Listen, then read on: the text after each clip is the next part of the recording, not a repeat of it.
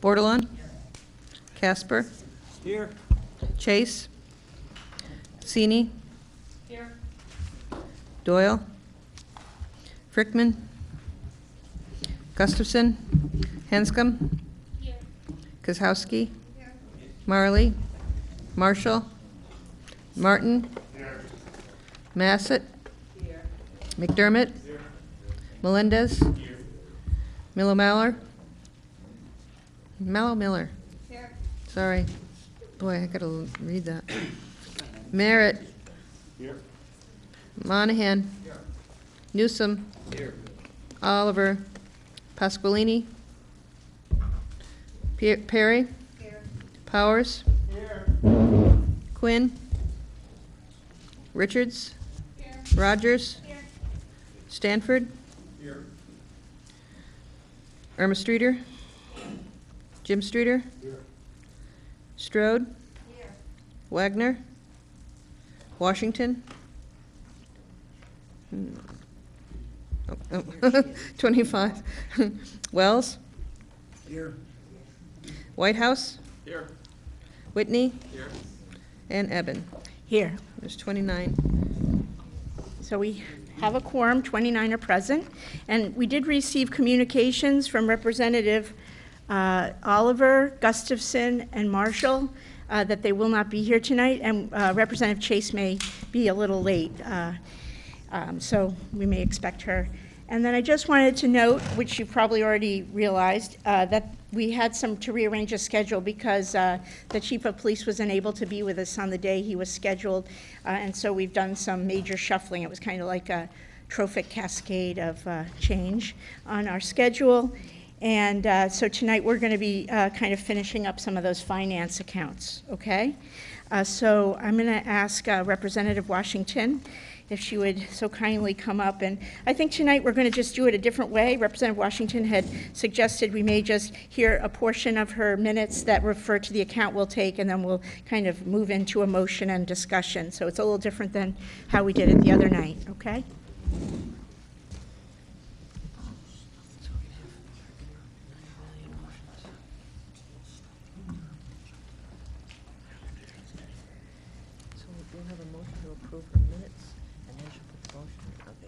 We'll do the motion to approve the minutes at the very end, I guess, after she's finished reading them.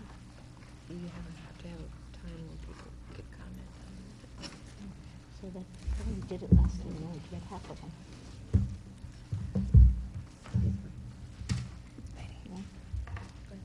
Okay. The first account, hi everybody, good evening, thanks for coming again. The first account is account 1012, Human Resources, pages 84 through 88. And the number is $317,074. But could you first read your minutes on it? Yeah, I will. Okay. Oh, sorry. That's how my minutes read like that. Oh, got it. Okay. Okay. Human Resource Department has 4 staff members. This department is responsible for recruiting, leadership, general support, negotiations, hiring, benefits, and risk management. This year, the town manager reduced operating expenses and risk management line items. Director Zagami feels confident he can operate his department on this budget. So the committee voted in favor of the $317,074. And I don't see Mr. Zagami.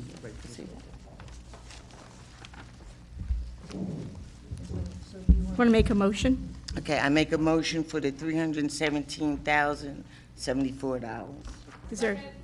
So we have account 1012, and we have a motion on the floor for $317,074.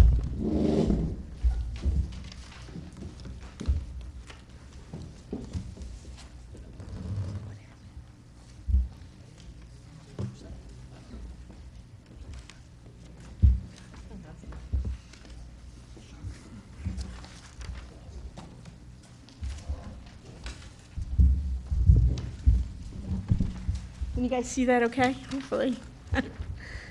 All right. So is there any discussion? Representative Newsom? Point of order, Madam Moderator. Are we voting on the minutes? Well, we can do them at the end, that's what I thought. Last time we only did half the minutes, and then we voted on them. I thought this might be more efficient. If you want to hear them all and then redo it, it will just take more time. Then I'd like to ask Ms. Zagami a question.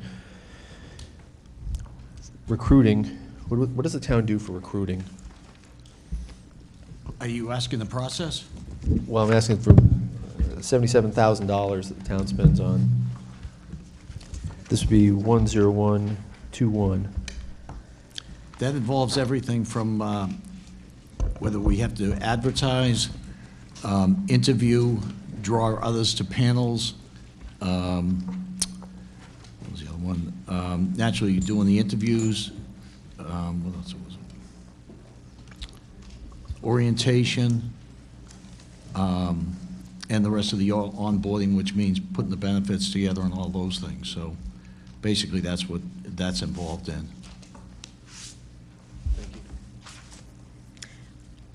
Representative Massett?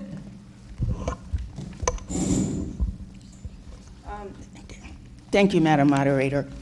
This is probably a question best answered by the town manager. I noticed that there is a one full-time equivalent, which I am assuming under director. And it was my understanding that the Director of Human Services would also be the Assistant Town Manager. So that means that there isn't a full-time equivalent, and some of his money or salary, whatever, should be charged off to the managers. I just think it muddies the waters, and I don't know how the auditors are going to look at it. If you could explain your rationale. $10,000 is about the cost of Bob's time towards the assistant town manager position. That is in the 1010 budget, in the town manager's budget. The council had some back and forth discussions on what's the most clear way to do it, and they felt since those duties represented more executive management level, it should be reflected in my budget. So that's why that portion's not in this budget. Okay, but we don't have a full-time equivalent human resources director. Right. I think that's what I'm getting at. Okay. How much of his time will be spent doing assistant? Approximately 10%. Okay, I just personally, I just think it muddies the waters. I think it should be 90, and then the other 10 should be in your cost center.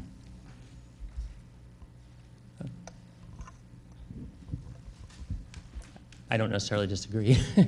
I'd want to talk to, I don't see any reason why not. Do you? This is kind of what we do with Public Works, I guess. Yeah. Right. Yeah.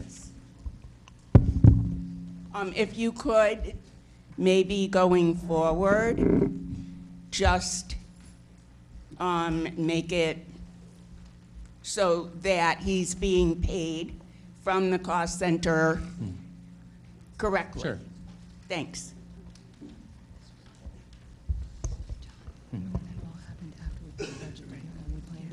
And I want to we note did that plan that to- decision we was just made hadn't after the changed budget was printed, so that's probably why it's not reflected in It this. was printed. But it's certainly a good point going forward if it's something that gets routinized. And Cindy reminded me that that took place after this budget came out, so that's why it wouldn't have been in this budget, but we had planned on putting it in future things. So. Okay, thank you.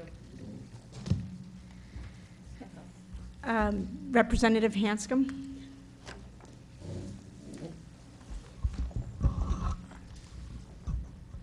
Hi, I have another question related to the recruitment.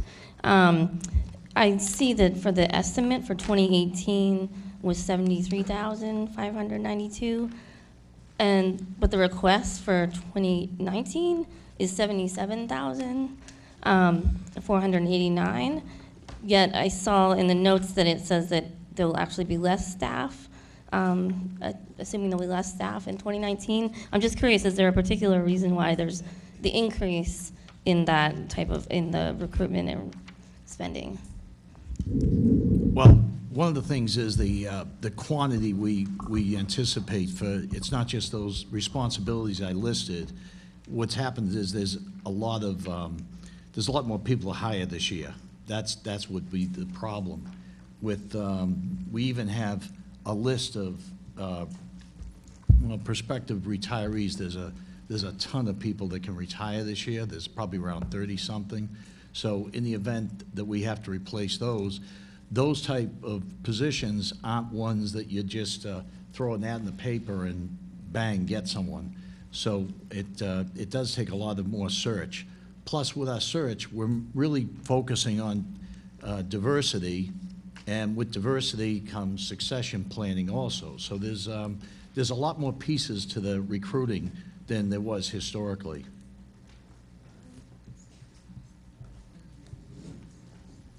Any other thoughts, questions? Is it time to take a vote? So we have count 1012 on the floor, and a motion for $317,074. All in favor? Aye. Any opposed? Any abstentions? Motion carries unanimously. Great.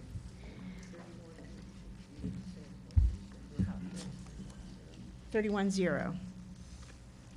Okay. The next account was 1070, insurance and claims, on pages 89 through 92. The committee moved a number of $667,498. So I will make a motion for $667,498.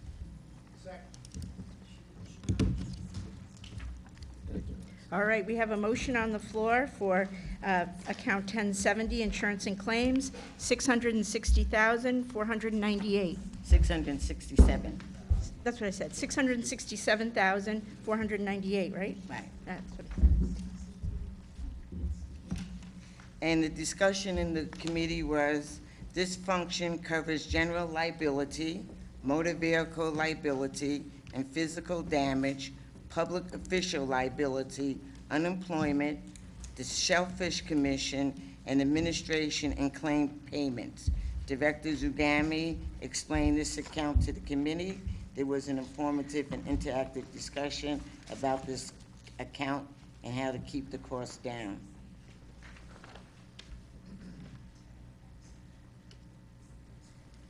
All right, any questions, comments? Representative Massett?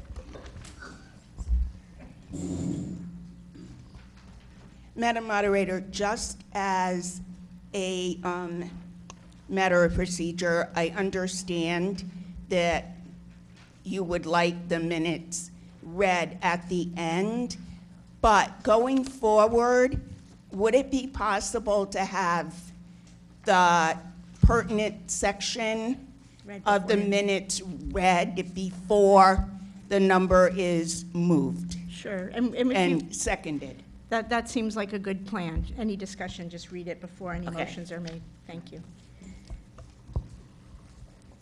Any other questions? Representative Sini?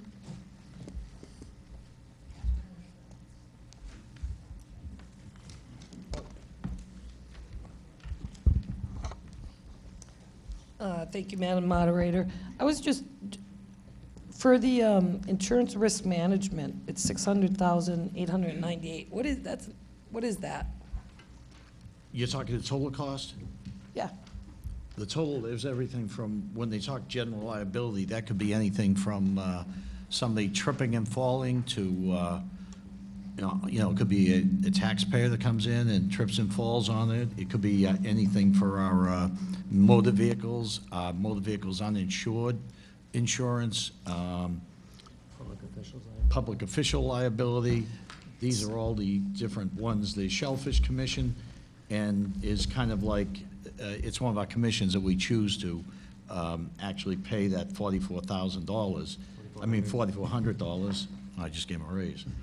But the claims, basically, the general liabilities runs pretty high like that, but you'll see it hasn't really risen too high. It's mostly on the premiums increases.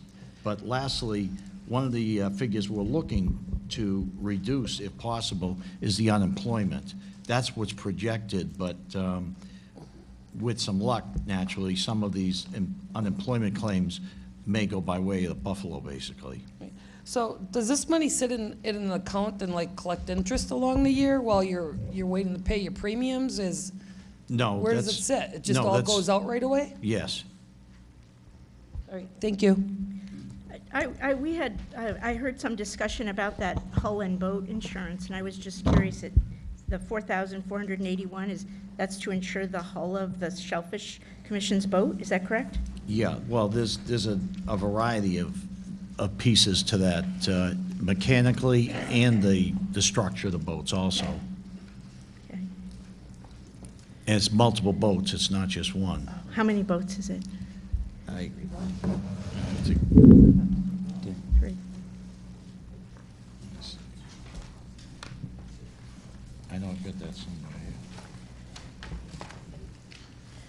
1 minute, he's answering my question. Oh, there it is. Thank you. I gave you this.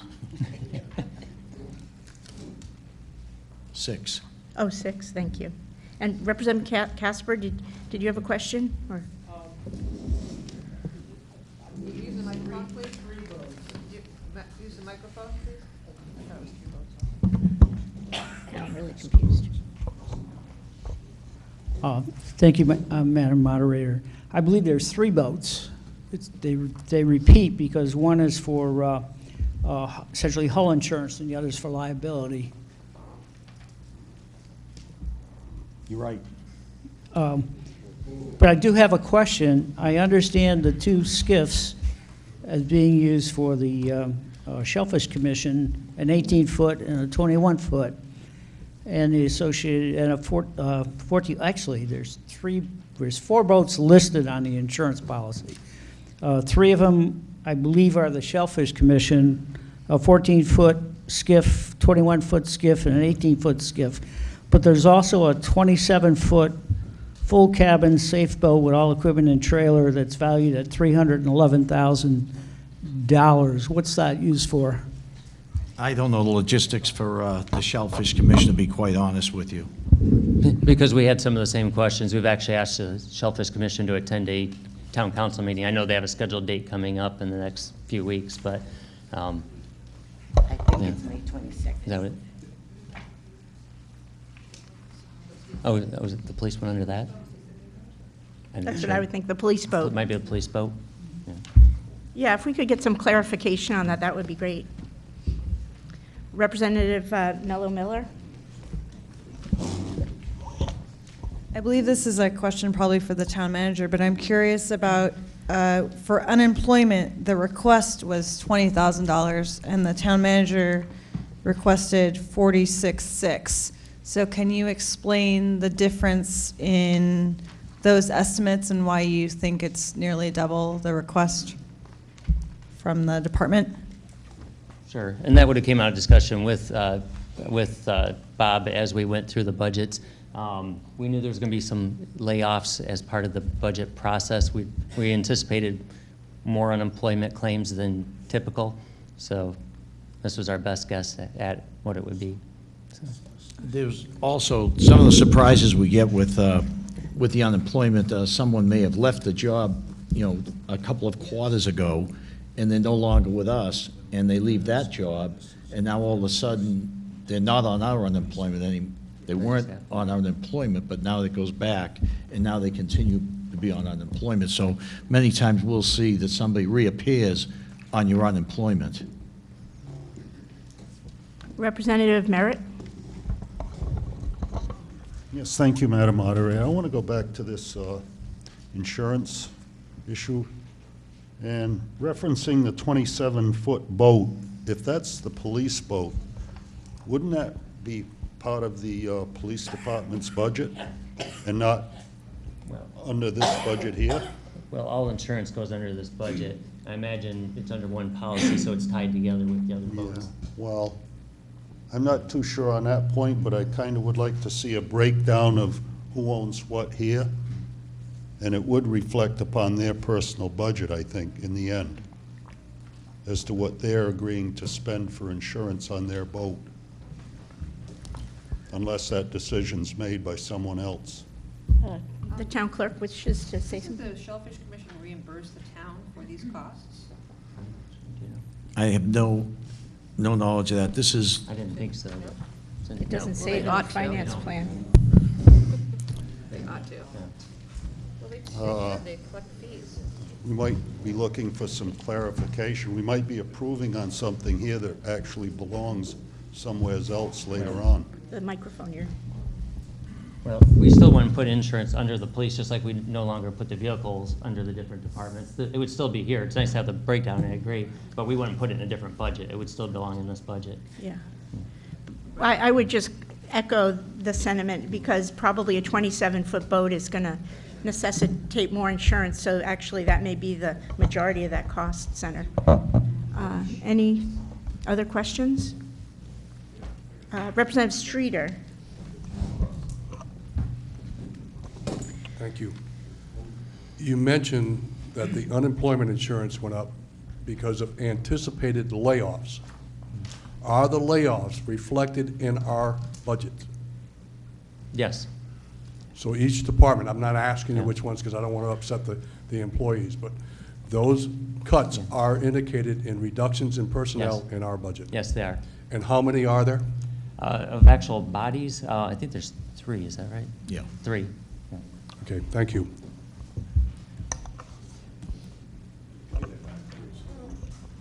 I'm just curious. We've doubled the budget for 3 people for unemployment insurance? No, no, that's Just the, a piece of it, yeah. yeah. There's also the anticipated ones of the possibilities of them coming back to be one more time revisiting our unemployment insurance. And we also have people that are continued are on unemployment right now. So we're doubling the budget because we anticipate 3 layoffs. And how many people do you expect that are going to revisit our roles? That's a number I don't know, but I know there are other people on the unemployment right now. So they'll be carried into this fiscal year coming up. However, when you put the budget together, you were pretty well set, except for the possibility of 3 layoffs that we're going to have for reduction of personnel that the town manager has suggested. Well, I don't believe we were through all the accounts when we hit my budget. I was one of the first ones to go through, so I imagine that as budgets started to be modified, that's when we started to see that. Okay, I'm just having a hard time with doubling the amount for unemployment insurance with anticipation of 3 layoffs and a possibility of some other ones double dipping from the previous employment or whatever. Well, here's the Because thing. you put the budget together as the manager for human resources. And now the town manager comes in and indicates, well, we may have 3 layoffs. Your figure was based on without those layoffs, and now we're increasing, doubling it because of 3 layoffs. Does it cost that much? 3 going into the, what I'm saying is you got $6,000 or $7,000 per employee on a layoff? Well, there's a lot of things that go into unemployment, as you know. One of the things that we've had people that resign and follow a military person to a different area, and we picked them up for unemployment just like they were not working all that entire time. So that's one of the things that we probably wouldn't have anticipated. So there are those things that come out of the woodwork. However, there's people that go back to work, and we're not going to spend this money if it's not charged. We're self-insured. But if we don't have these claims, which sometimes, we've had a couple months ago, we had a month that we only had to pay $1 into the unemployment. So you do get those. None of this money is like put into a slush fund to go do something else with it. If it doesn't, it goes back out again. That's only in the event we spend it, but it's not meant to be spent for anything else either. How much do you see you've spent on an average unemployed? Other questions, comments? Representative Newsom. Madam Moderator, I'd like to move a new number, please. 657,498. Okay, say it very slowly. 657,498. 657,498. Yes, ma'am. And who seconded that? Adams? And my rationale is that I believe that that we can shave some of this money out of this fund. I don't think that we're going to have as much of an unemployment claim as we think we're going to have. I'm comfortable with that. And while it does increase it, I mean, it's still increasing by $16,000. It's just not by $26,000. I'm very comfortable with that. I mean, the other part that I have to say is when we get these estimates from the insurance companies a couple months ago, we don't really know the real numbers till July. So these are their estimates are probably somewhat conservative. So we will, hopefully when we get down to July and see the numbers, we may see less because we've been doing a pretty good job with the claims. Representative Mello-Miller. Can I ask if the unemployment numbers go up higher as you think they may, let's say we approve the 657, would it have to come back to a vote for us to get more money for unemployment? How would that work with the lower number? Well, depending on how much, if it actually went up beyond what we budgeted, it all depends on how much it goes up and if there's money to transfer from somewhere else. However, as I'm thinking about it, we did the 3 layoffs. One of them actually ended up retiring, so we are going to have a savings there. So if you're comfortable with $10,000 less, would you be comfortable with $20,000 less? Like, is this something? Not, when you get I wouldn't lower? What about you? I wouldn't be comfortable with that much less. The way I look at it, this money's not going to be spent if it's not spent. It's not spent. It's not just taking money into the budget to try to put it towards something else. Thank you. Representative Bordelon. Thank you, Madam Moderator. I'd like to move another number, 647,498. My reason, again, is we're just guessing here, and there's nothing concrete. I think that's a fair number. Also, with the insurance and all that other stuff going on that we're unaware of, we don't have proper information here today. We don't even know how this boat is being insured or where it comes from. That's a number I'm comfortable with. Second. Thank you. That basically keeps us stagnant at what we have for this year without accounting for the extra couple layoffs. I mean, we may have to, I anticipate we'd likely have to come back, but I'd be more comfortable at least another 5,000, but. Representative Bordelon, this is your final time. Thank you, Madam Moderator. For transparency, I'd rather have you guys come back, and that way we're in the loop and it's discussed. I think it's better to start. We laid off people because we don't have money. So I think it's better I think taxpayers want to see a lower number, and we could always come back to the table. Okay, any other comments or thoughts? Representative Powers? You have had to come back here before. Thank you, Madam Moderator. This is for the both of you. Either one of you can answer the question. If there isn't enough money for unemployment compensation in either one of these funds, where does the money come from? Where do we draw it from? Capital reserve to pay if, in fact, we have more layoffs, or? Well, there's a contingency. Yeah, there's always contingency. You'd see what you have in the how these. So it would funds come are out of coming contingency then? What's that? It would come out of the contingency? Well, that's one option. There, you know, all depends on how other budgets are doing too. You can look at other options, but. And Bob says we have come back here before, apparently in the past, to get more money when, you know, because it's all a guess. Every year it's a guess. So we're going to vote on it again, even if we were to zero this out, pretty much, right? Like, if we wanted nothing in there, we could have nothing in there?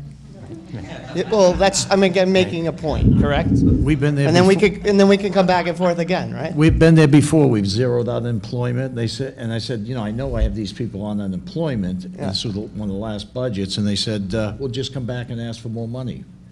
I have no problem with that. As long But I as we do- have it to give to you. What happens if we don't have it? Just out of curiosity. I mean, I'm just curious at this point in time. If we didn't have any money to give to you and we underfund this, where are we going to be? I have to go back to the RTM when I, Right. for money. That's Right. what I have to do. All right. Thank But- you. Representative Rogers?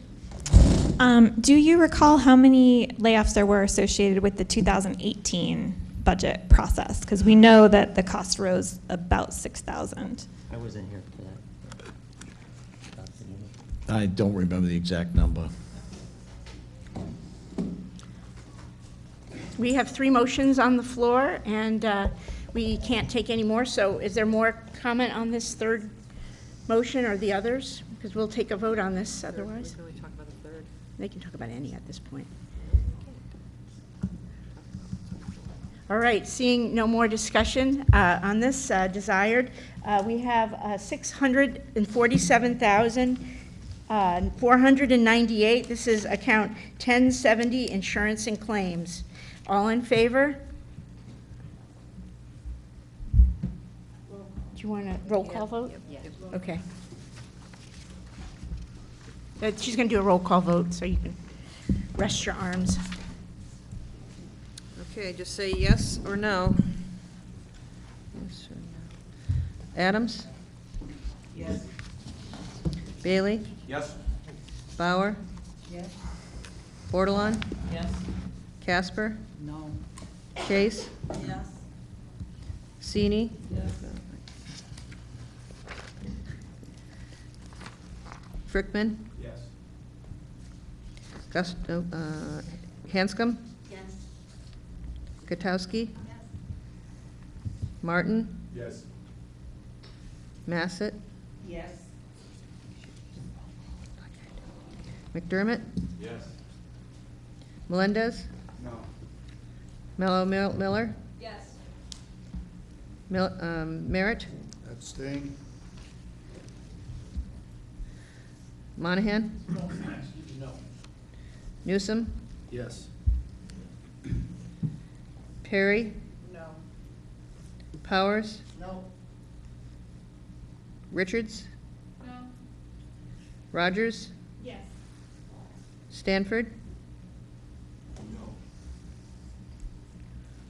Irma Streeter? Yes. Jim Streeter? Yes. Strode? Yes. Wagner? Oops. Washington? No. Wells? No. Whitehouse? No. Whitney? No. Eben? Yes. Okay, that's 19 yes, 11 no, 1 abstention. So the motion carries, motion carries for $647,498. 19 in favor? 19 in favor, 11 opposed? 11 opposed, 1 abstention. Thank you. Sorry, I had to write that down.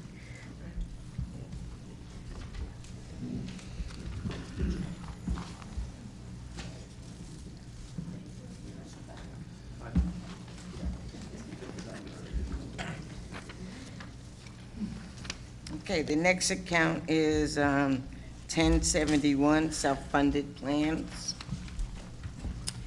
This function includes healthcare costs, life insurance, unemployment, retiree benefits, workers' compensation, other post-employment benefits, and heart and hypertension.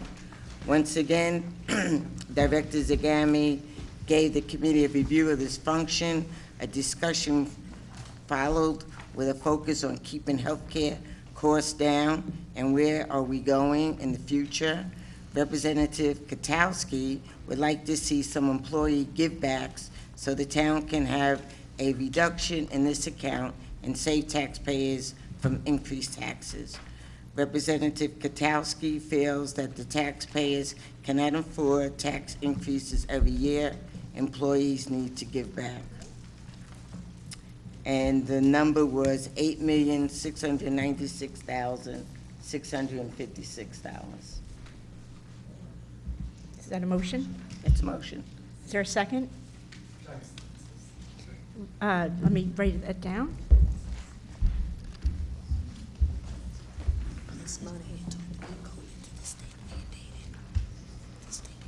Yeah, so they've cut $1 million off of that? No, I said 6 million.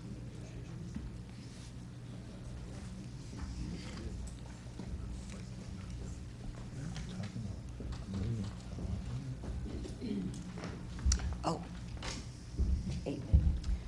All right, so we have a motion for account 1071, self-funded plans for $8,696,656.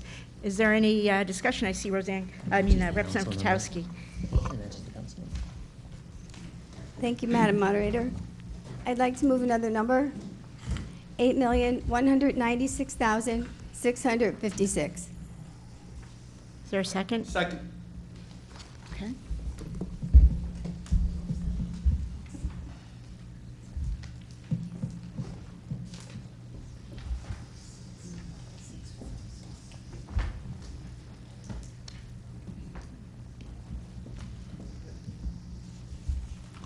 Correct. All right. Would you like to speak on your motion? At the Town Council budget hearing, Councilor Aubrey originally moved the number to reduce this account in order to try to promote going forward to another plan. And I really agree with this reasoning. We need to get these costs down. And this account is up significantly, even with the town manager reduction. And you just have to remember that the grand list is flat, and any increase in spending is an increase in taxes. So that's why I moved that number.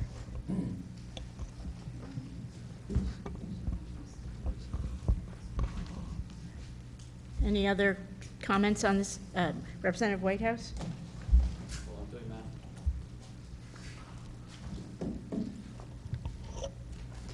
All right, so are we going to have less employees for the coming year than we did for the previous year? Is that correct?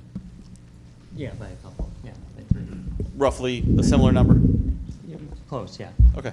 And how much have health insurance costs in general gone up? Like, do you know what the health insurance inflation rate is? Well, our claims went up about 3.3%.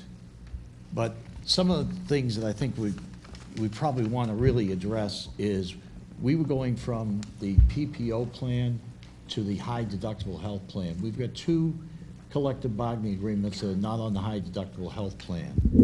Oh, sorry. And basically what's happening here is we are seeing some savings. I say savings, but what really is doing, it's kind of stopping the escalation at the rate it's going at. That's probably a better way to put it. So if I look at what we were doing this year, coming up with 2018, our figures, we're looking at an annual savings of about, per an individual, something like $2,300 a year. A 2-person would be like $6,700, and a family would be about $8,700. That's the difference in each one of those plans. And if we hadn't switched to these plans, do you have a rough idea of what it would have been? Yeah. Because last year was 6.1, and now you're asking for 6.7.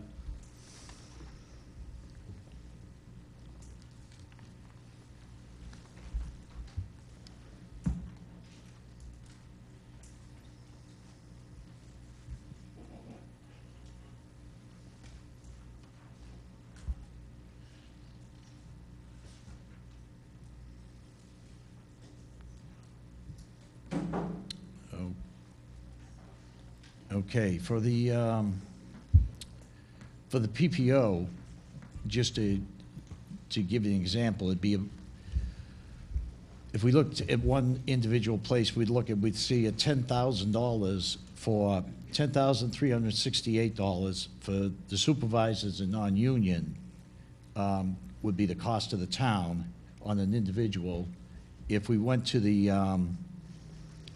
this is the PPO, it'd be $22,464 if we went to the two-person, and it'd be $29,354. So by going to each one of these plans, the 10.3 would, for the individual, goes down to about 91, and the two-person goes from 22.4 down to 18.2, and then when we have the family, it goes from 29 down to 23. Now, the numbers I just read earlier, that was based on 217. Today I got what the savings would be on the 218. So with that, it would be, on the individual, it'd go down from 11.5 on the PPO, would go down to 9.2, and on the PPO 25 for the two-person would go down to 18.4, and then for the family, it would go down from 32.7 to 24. So it sounds like, just back of the envelope math without even an envelope, that if we hadn't made this change, this budget would be like 9 million? It'd be substantially higher. And if we did that 8.1 number, what would that do to our benefits? What I would do is, we had already decreased our OPEB liability, putting it away for future. We'd already reduced it by a couple $100,000. That's where it would have to come out of. That I would reduce the liability payment. Okay, and what would the consequence of that be for the town? Well, it just, you don't keep up with building it. However, that's part of what happened last year. Is last year it was cut from around $1 million for OPEB liability to around 500,000, 470,000. But it just, you get further behind. But can it be done in individual years? Yes. You just don't want to do it every single year. And what is OPEB liability? Post-employment, other post-employment benefits, meaning health care. When you see the 10711 retiree health benefits, that's what you actually have to pay for that year. The OPEB liability is what you're putting away for your future retirees, so that kind of like your retirement, how you put away for your retirement liability, same kind of thing. We're about, for OPEB, we're about 30-something% funded at this point. So we'd be underfunding our retirement obligations, which is kind of like what the state did for the last 30 years? Yeah. Okay. Thank you. Representative Bordelon? So, thank you, Madam Moderator. The OPEB liability, so this year we're more than doubling, is that correct? Yes, but the year before it was 940. To keep up, you want, Yep. what we start with for the requested is what they predict you should be putting away in that year to keep up with the growth in it. And I believe with the education, I believe they drew some money to get down to zero MBR. They're pulling from theirs, aren't they? For the first time, they have never put away for their liability. They added it in this year, and then they took it back out. Okay. Right. All right, thank you. Representative Powers?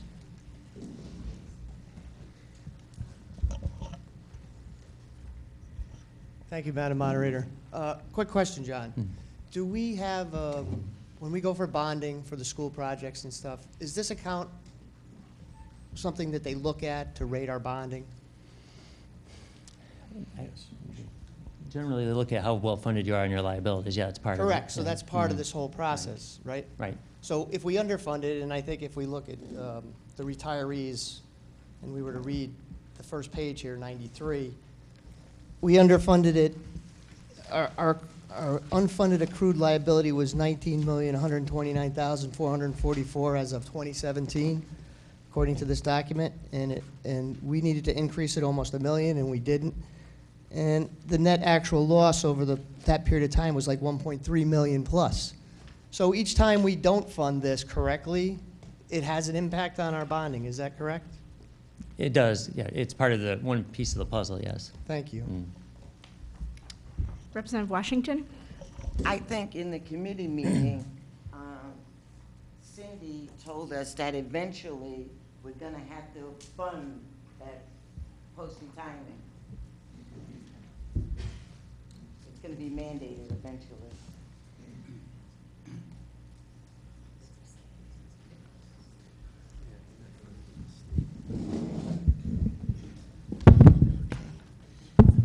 Currently, there is no requirement to fund your OPEB liability, but several years ago, the GASB came out and saying that we needed to account for it. So we had, I don't remember exactly the year that we had created the OPEB fund, so that we could start putting away for this future liability. Now, next year in our financials, as it was with the pension several years ago, we're now going to have to disclose this liability in our financial statements. So that's the next step. Once they do that, the next step will be that you're required to fund it. And if we were to take the, I believe the cut's $500,000. If we were to take that from OPEB, that would mean we've already cut it by $500,000. So it would bring it down to zero, would it not?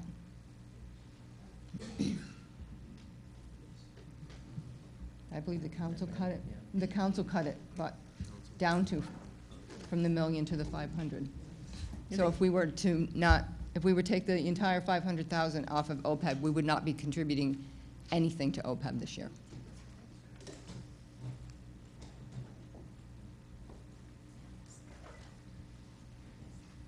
Other questions? Representative Casper?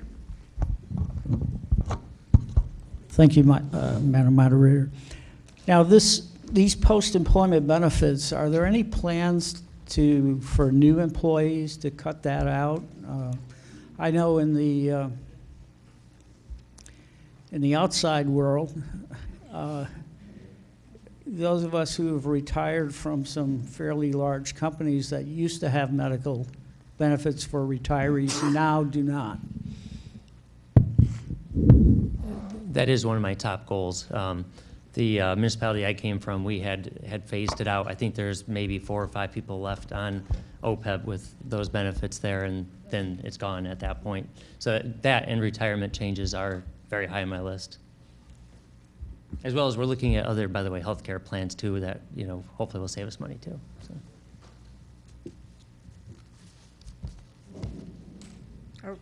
Representative Whitney? So I have can you hear me? Yeah. I have questions still. So with the town council cuts, how much are you funding OPEB this year, and then what did you put in last year for that? Last year it was 497, was it? Or 470? 470,000 last year, which was down from 940,000 year before. With this, then we'll be right about zero. So, right. But they just cut 500,000, right? Right. Last year. And then of course, with all the health insurance and everything else, I'm talking, the only wiggle room we have is in the OPEB liability. Right? But the OPEB was cut last year, and that's why we were trying to essentially try to build it back up. It seems to be the only area that is seen to be able to take a cut to it. Yeah, and the town council already cut it 500,000. And this is based on an actuarial study that we have done that determines what we should be contributing. Do you want to follow up? Yeah. I was just wondering, you commented that the education is never put into OPEB. So that's all unfunded liability. What's the number on that? Do you, I don't have that. It's not in the budget, it's in the, no, do you have your? Representative Whitehouse? It's in the actual report. So, just so I'm clear, there's no way that this cut's be taken in somehow reducing benefits or anything like that, because that's all already contract negotiated, correct? Correct. Okay. So one of the numbers on there underfunds us by a lot, and the other one underfunds us by a whole lot. And one of the problems, I mean, I don't have a lot of background in municipal government, although I do have a degree in economics, and I listen to NPR a lot, so that tells me some stuff. And one thing they talk about with governments, one of the big challenges is that with a 2-year term, the focus is on getting reelected again.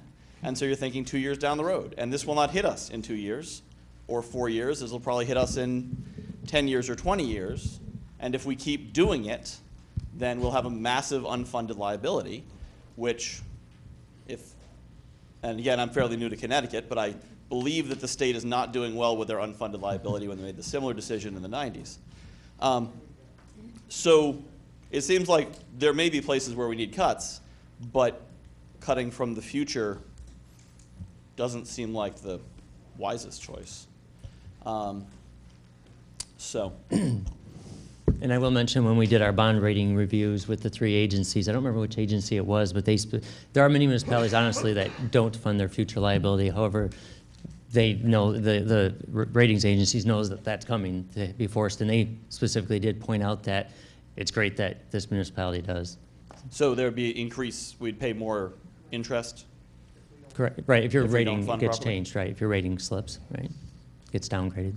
Okay. And the reasoning for the town council, I know you're not on the town council, but if someone can answer what the town council's reasoning was for the cut, was that?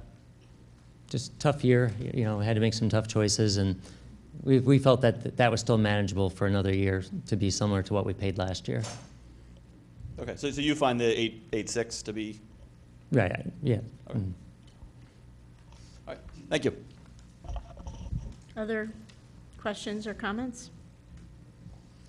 Are we ready to vote on this last question, on the last number? There are 30 members in the room.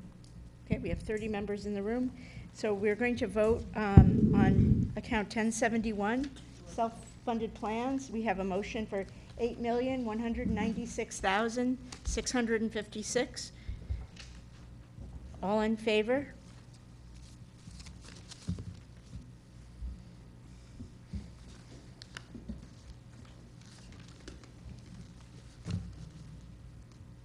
You got them? All opposed?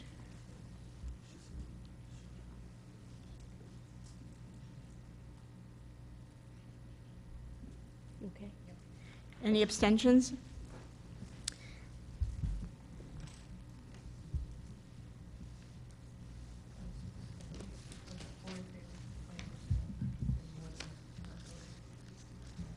So we had 4 in favor, 26 opposed, and 1 not voting, apparently. He's out of the room. All right, so we have another number on the floor at this point. We have account 1071, $8,696,656. Representative Katowski. Thank you. I'd like to move a compromise number, $8,446,656. And for the same reasoning, any increase in spending is an increase in taxes, and these benefits need to start coming down. We need to get a second before you. Oh. Second. Thank you. Sorry, continue. Okay, well, basically, it's the same reasoning. Thank you. Representative Casper. Thank you, Madam Moderator. I'm sorry, let me put that up. This is not cutting any benefits. It's only funding for what's existing benefits are gonna cost us. So we're not saving the taxpayers any money by cutting it now.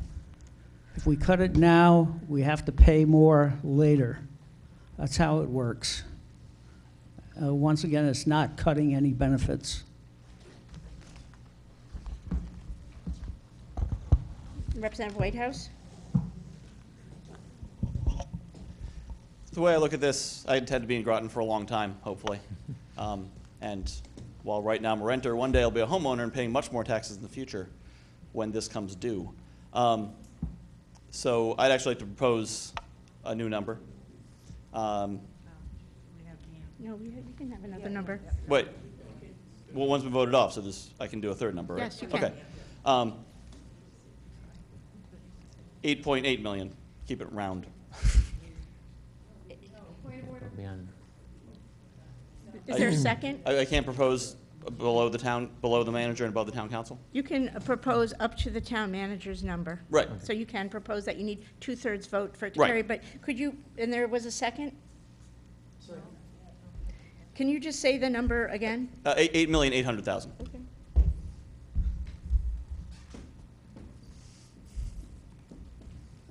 There didn't seem to be a reason for all the, Casper already did. All right. Are there any comments or, Representative Katowski, sorry. I fail to see why we're raising it when the town manager said that they're comfortable with the first number. So it doesn't really make any sense to raise it. Representative Newsom? I concur with Representative Katowski. Town manager said he was okay with the first number. I don't understand why we need to go above that. We're supposed to be being responsible to the taxpayers, and this is a difficult year. Representative Whitehouse, would you like to take your final toss? so this is a difficult year. 2020 will be a difficult year. 2021 will be a difficult year. 2022 will be a difficult year. And the recommended amount, if I'm correct, is $1 million for the OPEB liability. Is that correct? Yes. All right. The original. So we're still below that million, which means we're still underfunding. It's a question of how much we're underfunding by. So I believe that when the town manager said he was comfortable, he meant this will not cause immediate doom. It will not cause an immediate downgrade of our bond rating, and it will probably not be disastrous in the foreseeable future. But I'm trying to look a little further than the foreseeable future. And again, compromise between the $500,000 that the town council voted to and the $1 million that actuarial math tells us it should be at. We're still below that by $400,000, if my math is correct. So we're still $400,000 underfunded by doing it this way, which I think is a very good compromise between what we should be doing and where our situation is now. Mr. Burt? I hate to be ungrateful, but I support the town council's number. I hate to see the budget increase myself, and I have faith in me and Bob and Cindy and the rest of the staff in making some changes over the next year or two to help us save some more. We had a high CIP year this year. I have a couple of things that are huge priorities in CIP, and part of that compromise to help make sure those are affordable, is to reduce this year. So. Representative Powers? Thank you, Madam Moderator. John, the money that goes into this fund, is it an interest-bearing account? Is the money goes away and it draws interest and we invest it? Right, yeah, correct, yeah, right? yeah. Thank you. Mm-hmm.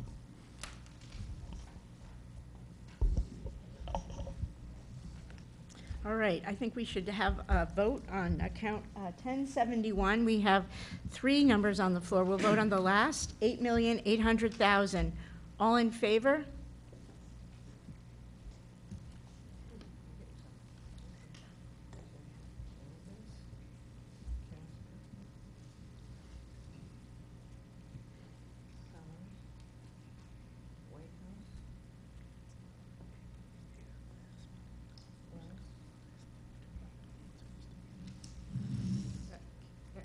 Adams, is that your hand up now? Strode is.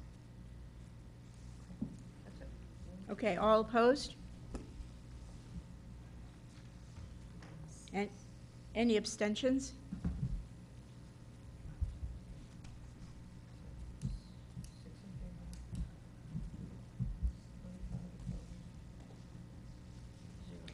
So we have, that motion fails. We have 6 in favor, 25 opposed, You abstained? Oh, I'm sorry. and 1 abstention. So it's 26, 24, 1.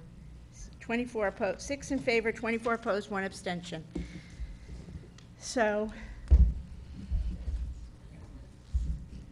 we have another number on the floor for $8,446,656. All in favor?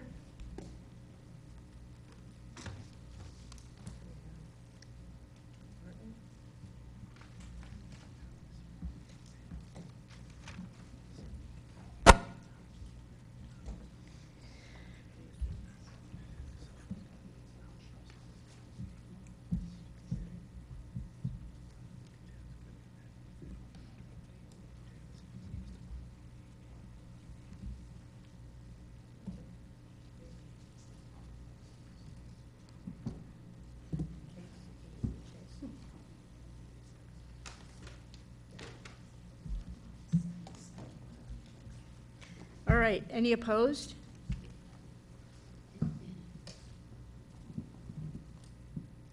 Any abstentions? One abstention?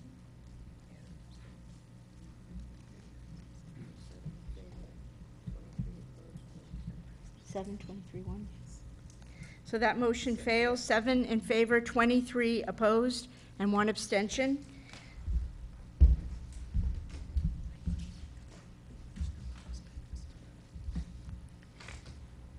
We have another number on the floor to vote on, $8,696,656. Again, this is account 1071, self-funded plans. All in favor? Any opposed? Any abstentions?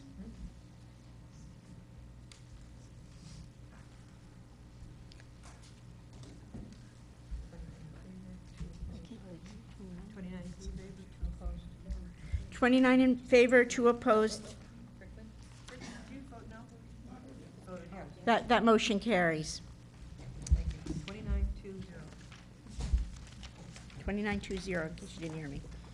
All right. Okay.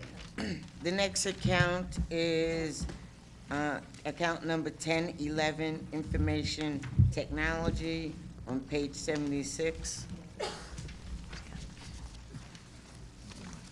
And the discussion in the committee was Brian Hancock, manager of IT department, stated that this budget is mainly salary and maintenance contracts.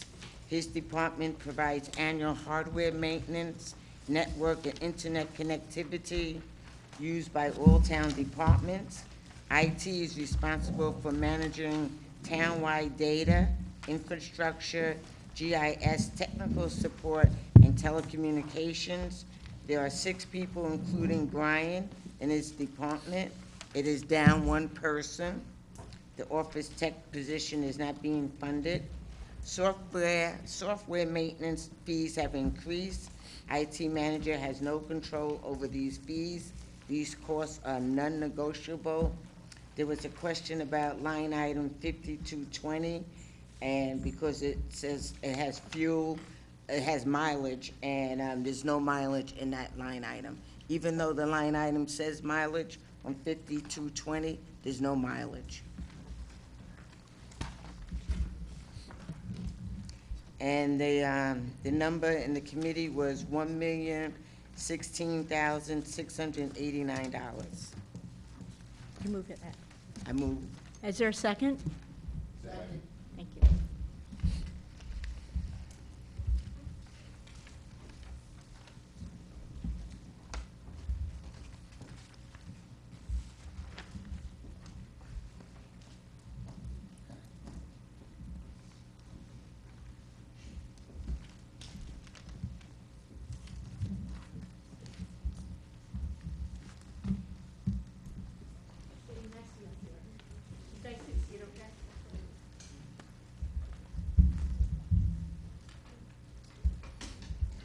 All right, we have a motion. It's been seconded for account 1011, $1,016,689,000. Representative Katowski? I'd like to move another number. I'd like to move last year's number, $969,005. Can you just say that again? And I'm sorry, just say it slower because I want to, I can't Oh. hear that fast. $969,005. Okay, thank you. Is there a second? All right.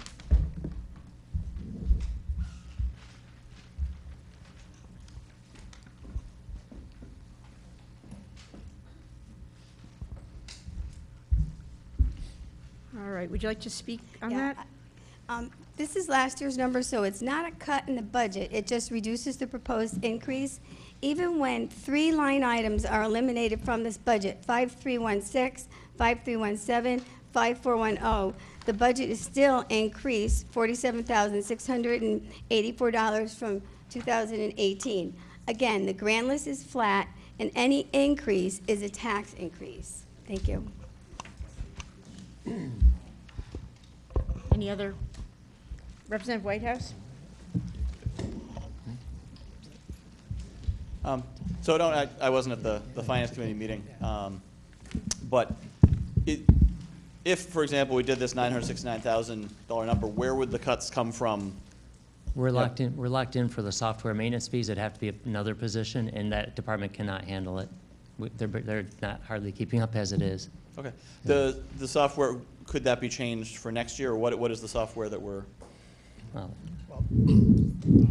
This is the everyday software that the town uses, the financials, records management for the police department, dispatch, COT systems for the town clerk, QDS, which is for tax collection, and every other, pretty much all the softwares within town are pretty much in my budget, except for a couple from the library. So, and they send me numbers, and there's really no negotiating on that. The only thing I can negotiate is on the network hardware, which I try to find the best solution out there for maintenance on those guys. Are there competitors to this, or is this one of those things where there's like one company makes municipal finance software? Well, once you buy a company software, you're pretty much locked into them. Okay. I mean, if we're quality data systems, I can't go somewhere else and get. It's proprietary. Proprietary. Good, thank you. And there'd be a large cost to move. You'd have to buy a whole new system. To migrate from one to the other. Yeah. It'd be a lot more expensive. So basically, they have us over a barrel, and they can raise their prices, and exactly. There's nothing Exactly, we yeah. can do about that. They've been pretty nice over the years, only 2 to 3%. Representative Newsom? Thank you, Madam Moderator. Could you give us an update on the status of the ERP implementation? The ERP, and we are currently in negotiations with our vendor, Tyler, to, we're about 3 weeks into that right now. We hope to be done in about another month, have a contract ready to go out and be signed. That's about where we are sitting right now. So has this been vetted through all the different departments, or which departments have had a chance to use this software? We've all had demos on it over the last 4 months. We've all seen it. Everybody's been through it. Everybody's had their questions. We've had our follow-up questions. We had our follow-up demos. We've done a lot of work up until this point. And have they been able to modify the software as necessary where Absolutely. things have been needed? Absolutely. Actually, we're probably going to get a couple deals out of it for the police. Maybe we can get the police scheduling system out of it. Probably should keep that quiet. But, so we might get some things out of it that might save us some money in the long run. Thank you very much. Representative Monahan? Thank you, Madam Moderator. The figure that was posed, 969.05, as last year's budget amount, but in the budget book it says the adjusted 2018 is $1,020,261. Isn't that what we're actually spending for the fiscal 2018?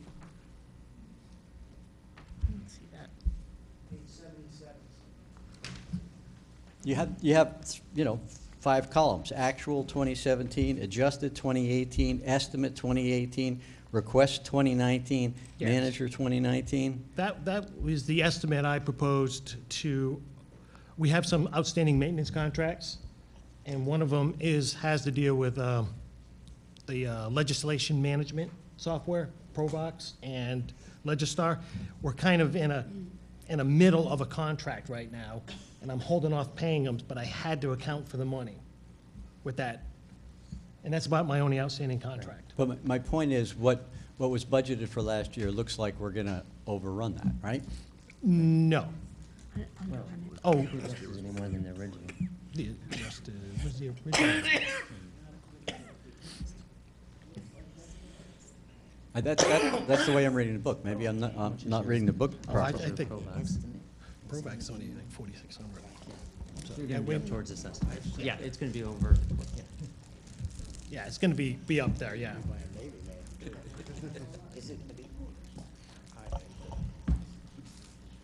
It won't be more. It won't be more. Cindy takes, yeah. Yeah, I can't go over that. Yeah.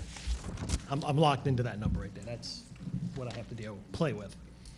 If we can avoid the Provox final payment, then he said 4,600. 4,600, we might come under. Yeah. Any other questions? Oh, Representative Whitney, sorry. I was wondering if you could explain in operating expenses, this is on page 78, the code is 5290, professional technical, I assume that's services. It's about 77,000. I was wondering what's included in that and what would happen if that was reduced. What is included in that is my hardware network company. Two of my hardware network companies are in there. One's for $10,800, the other one's for $4,500. The phone system, Carousel, is $36,700. Windstream is the SIP lines that run the VoIP system, which is $23,000. Long distance for the VoIP and the Centric systems is $2,000. So it's basically all contracts.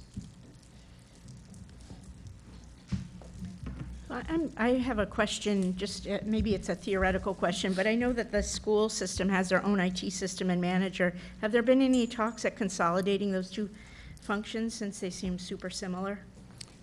We have actually had meetings together, and we've had some RTM and council people in those meetings. And my counterpart over there and I have discussed, our networks are completely different. We do have some of the same software, mainly financials, but anything other than that, we're totally different. And having some of my guys go over to the BOE and them giving the administrator password, auditors don't like that either. Any other questions? All right, seeing none, we have account 1011. We have a amended number, $969,005. All in favor?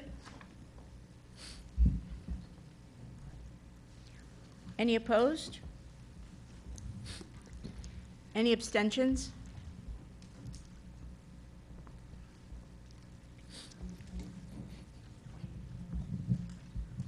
So that motion fails. 3 in favor, 28 opposed, no abstentions.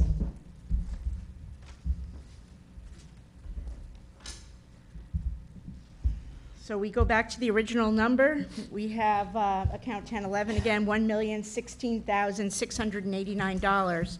All in favor? Any opposed? Any abstentions? All right. 29 in favor, 2 opposed, no abstentions. That motion carries.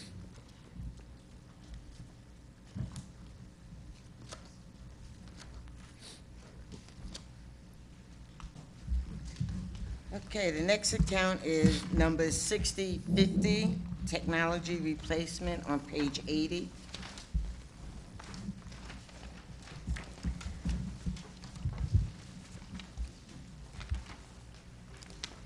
The IT manager, Brian Hancock, stated 68 PCs, 3 network computers, and 50 computer monitors are needed, are scheduled to be replaced.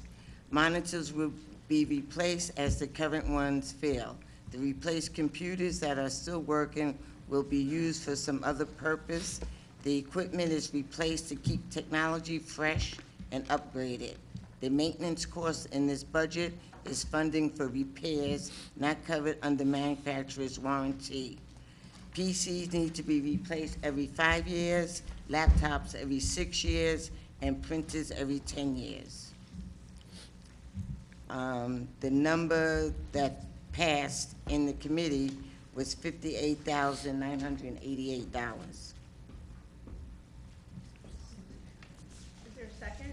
Second.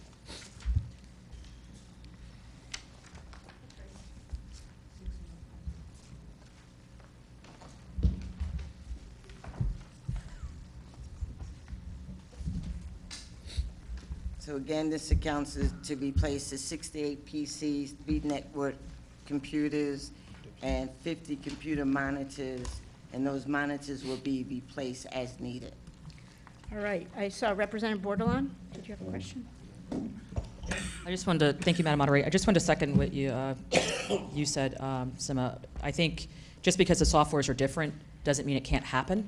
And I feel that you're asking for money under the last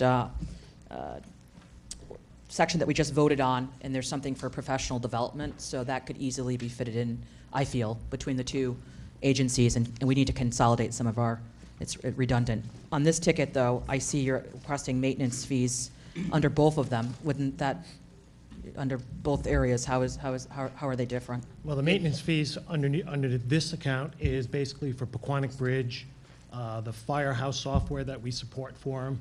We do bill them out, and they do send us checks, and we put it back in the general fund. Thank you. Representative Chase? I was going to, just so you're aware, the school and the town are planning on having sessions where we look through all our services as soon as the budget's over. You know, it's a long process, and we're looking at all options. Sorry, Representative Perry, I was having something. Representative Perry, did you want to speak? Oh, I thought you did. Representative Whitehouse, then. Sorry.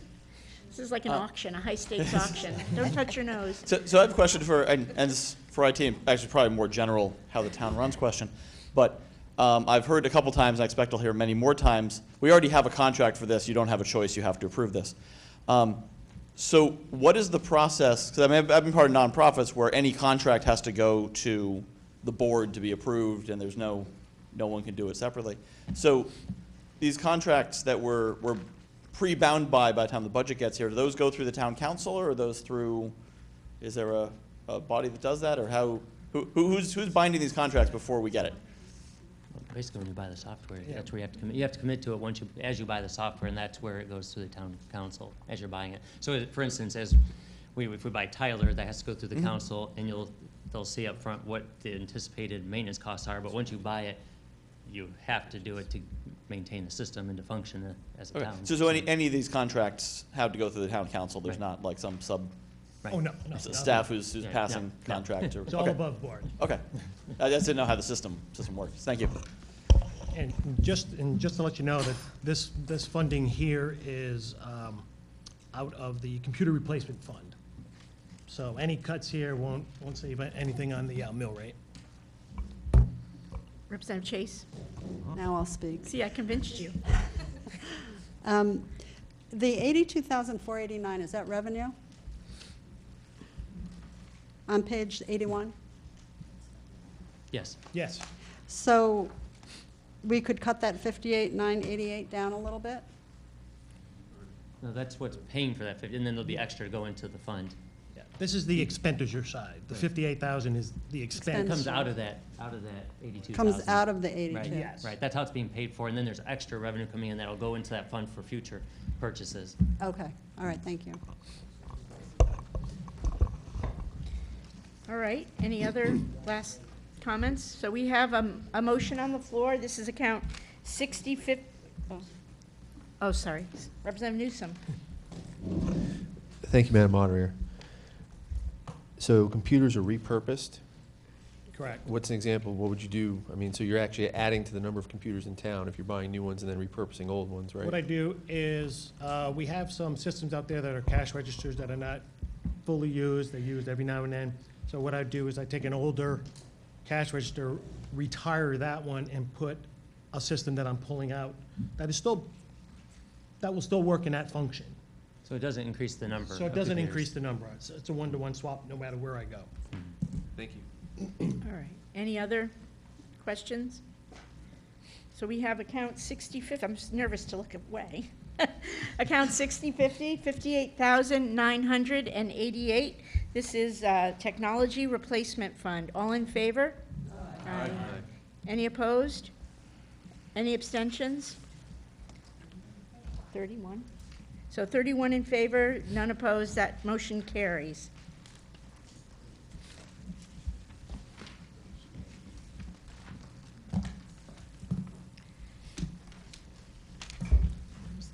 The next account is the CIP 7 technology. It's on, it's for network infrastructure upgrade on page 227.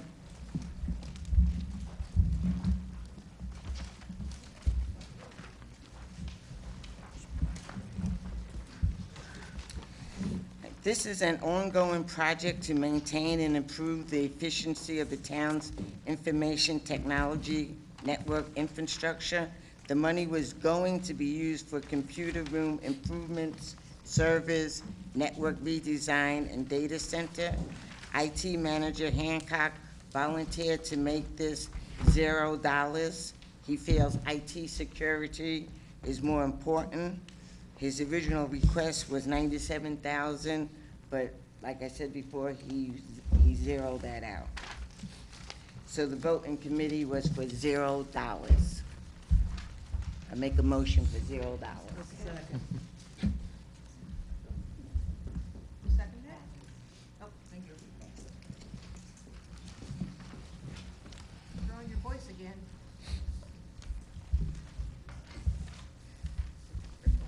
All right, we have a motion seconded, and we already have it seconded. So it's $0. Is there any discussion? Representative Whitney. Just have a quick question. I know the next one we're going to vote on involves the Criminal Justice Information Service, but it's mentioned in this too, and then we're zeroing it out. That seems like a necessary function, so I just want to ask about that. I do agree with you. They're all intertwined, infrastructure and security. They kind of all mix together. What I did was I weighed the pros and cons of both of them and put a firewall up at the police department to protect all their information in the dispatch from the rest of the network is probably my highest priority. So I was willing to give this a kickoff to hopefully next year, when it's actually hopefully a better budget year, and get the security in where it's needed. I think the language from one of these two was compliance with this Yeah, system. but Are if we you- out of compliance? Yes, we Will are. we be? Yes. How long has that happened, and what are It's the been- ramifications? It's been for quite a while, and that's, if you look at the CIPs, the 5-year plan over them, it's actually to bring the public safety into compliance. Are you speaking on this motion? Let's restrain our, Oh, is yeah. it this motion? I think you're talking about the next CIP? No, it's in- I'm actually not, because Okay. It's in here, too. yeah, Okay. so initiatives include computer room improvements, sorry. servers, network redesign, address criminal justice information system compliance. So I guess I'm wondering, what would it take to be compliant with what seems to be a very important function? The network redesign it's important, but the firewall's the most important. If we can't keep the people, or attempt to keep foreign people out, and it's town people too, out of the public safety, we're definitely out of compliance, and the CJIS would be all over us for at least not attempting to move in the right direction.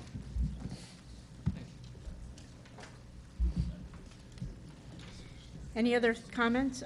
Representative Casper. Thank you, Madam Moderator.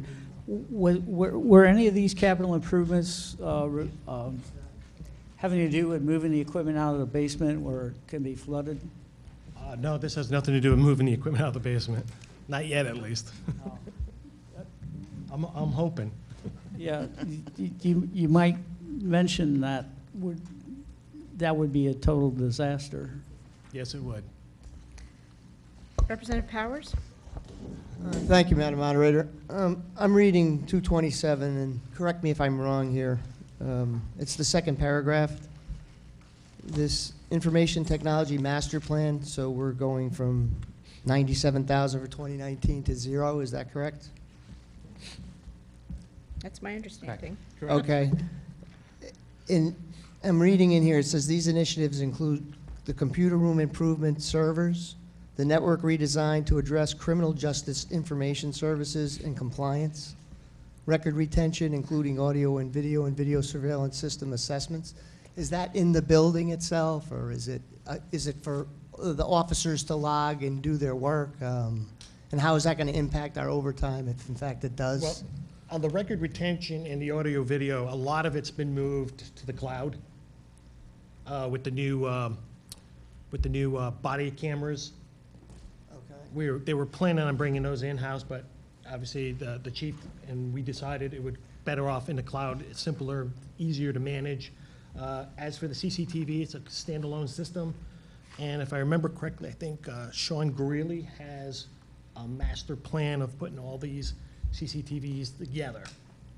So Okay. the public safety building can monitor the library, the town hall, every place where CCTV is installed at this current. Okay, so that's, this So is, that's why I can put that off for like 1 year. okay, great, thank you. Okay. All right, any other questions? Representative Melendez? I was just wondering, how much would just bringing the network redesign to address CJIS compliance cost? That would be 7,000. Okay, thank you.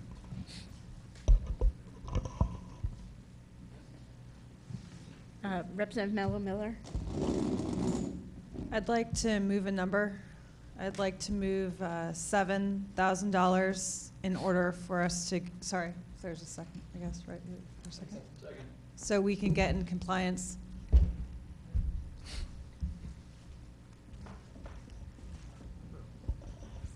So I believe we have to have a 2/3 vote on this for it to pass. Representative Bordelon? So this 97 got zeroed out, and the 7,000 would address the compliance section of that 97.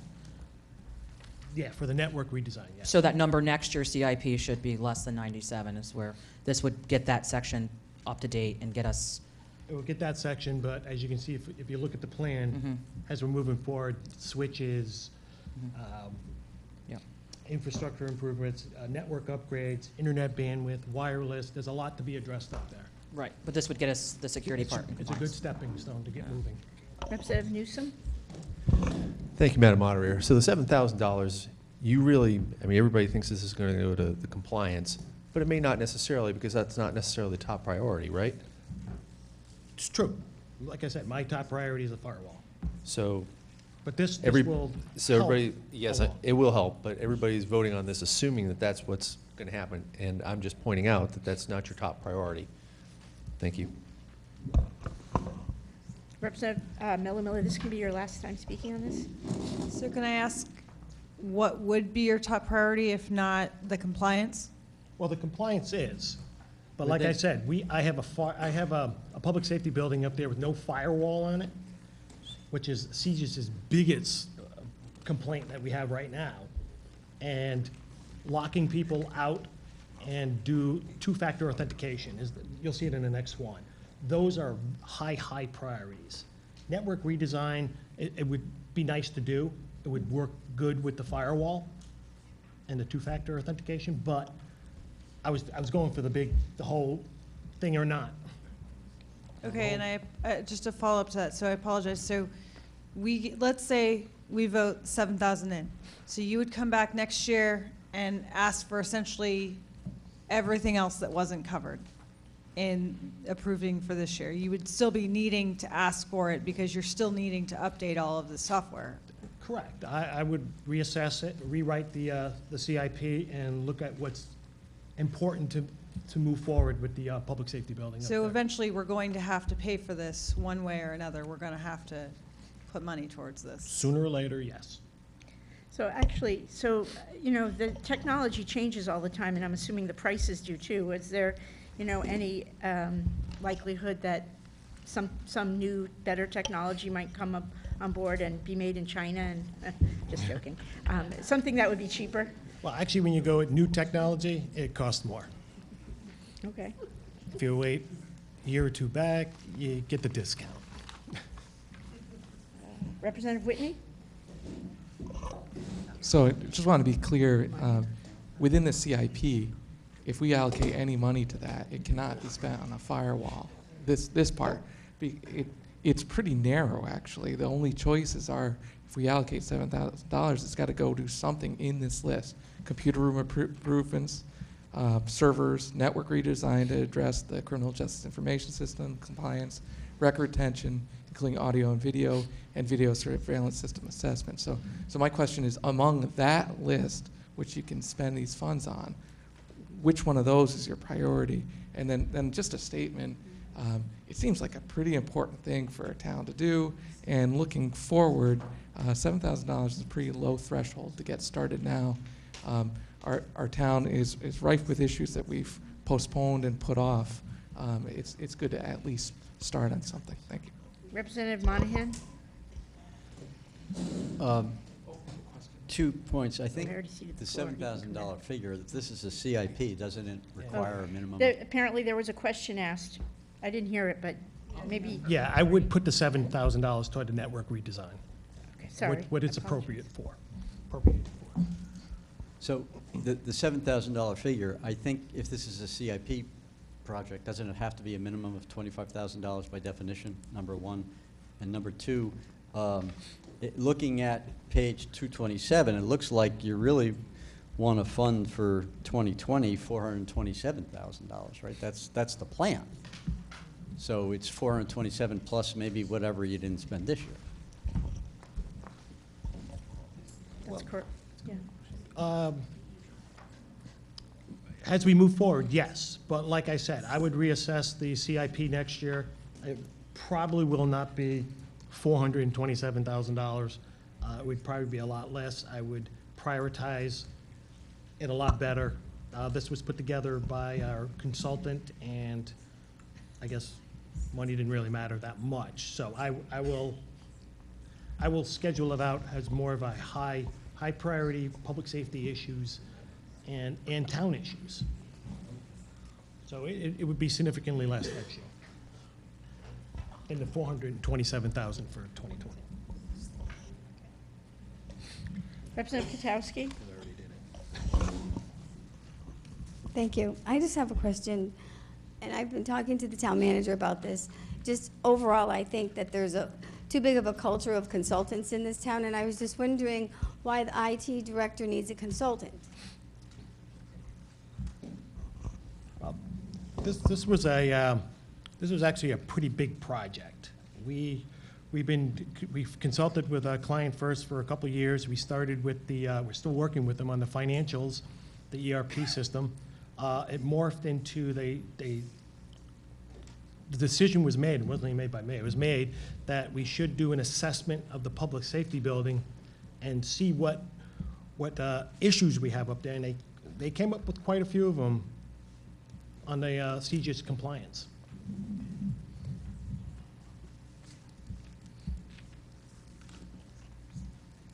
So what we'll do is we'll move forward with the outline that they gave us, and my department and my team will sit down and we'll get this worked out as funding comes along. Representative Richards?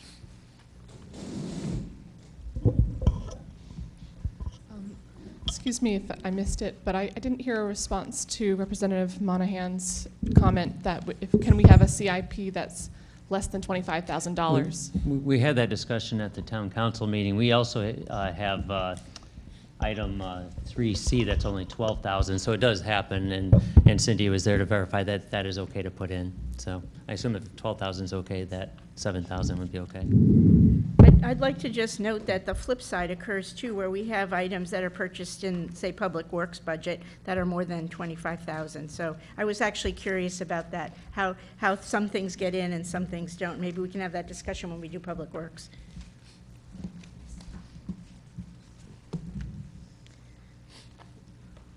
Any other questions? Let's, we have two numbers. This is the CIP number 7A, and this is information technology. We have 7,000. All in favor?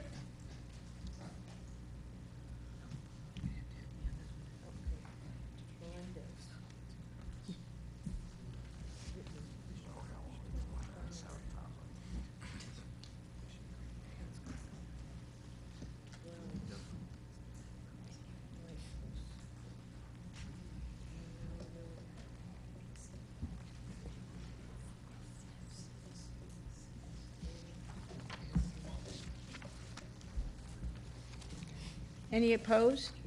Oh, sorry. Did you didn't get it? Yeah, I thought she had it. She had it. Any opposed?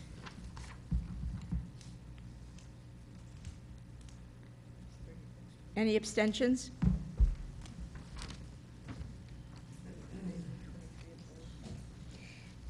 8 in favor, 23 opposed, no abstentions. That motion fails. So we have another number on the floor, which is 0. All in favor?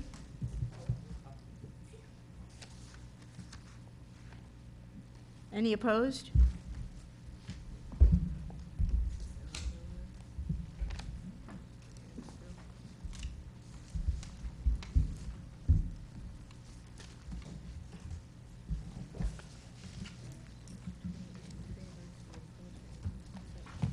So that was 28 in favor, 3 opposed, no abstentions. That motion passes.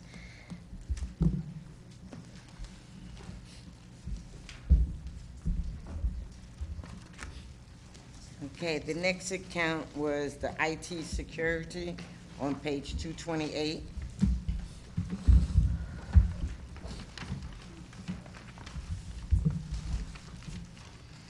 These funds are needed to address immediate general security issues, firewalls, and two-factor authentication. According to the IT manager, there are a lot of breaches that could possibly happen, and he would like to get those secure.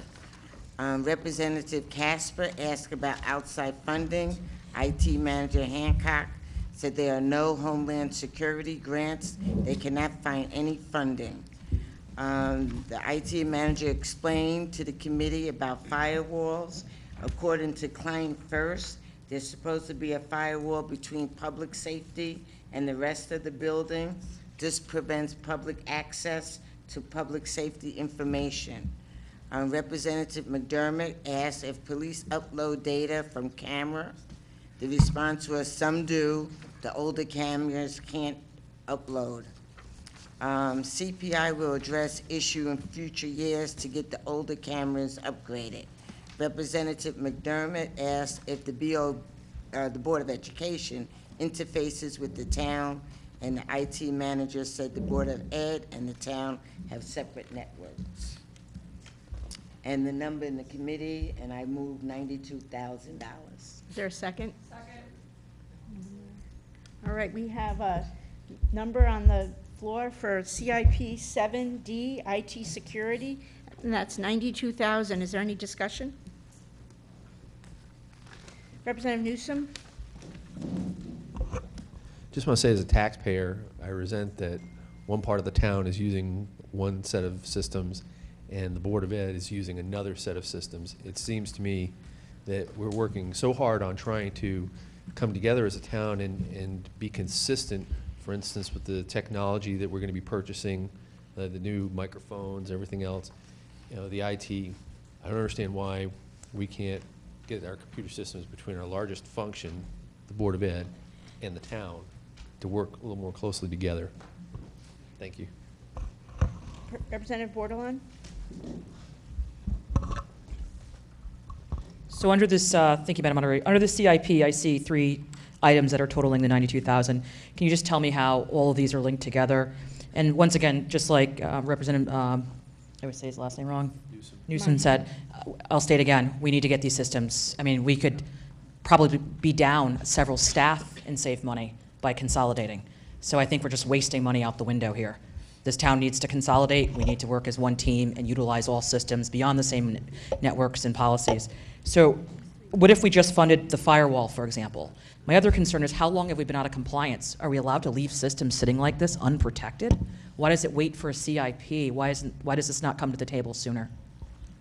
Well, the police department has been migrating and building itself up there. It's only probably been out of compliance with the firewall. I can't even tell you how long. It hasn't been that long. But the firewall is an immediate issue. For the stuff they're saving now, the old days it was just reports and records and stuff like that. Now it's video. We got the investigators up there with the juveniles. And the two-factor authentication is just a safety net. So if somebody steals your password or gets your password, because most of the security breaches are by personnel that are on premise, is you have a token or it gets emailed to you, so you couldn't log on. So it didn't even matter if your password is password. You have to have the token with you.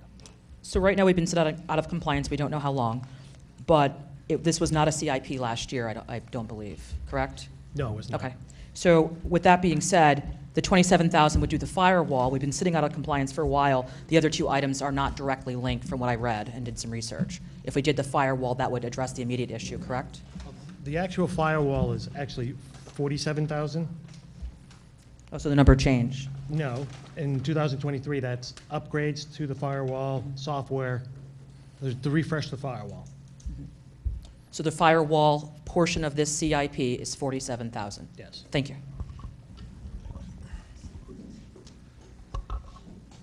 Representative Wells?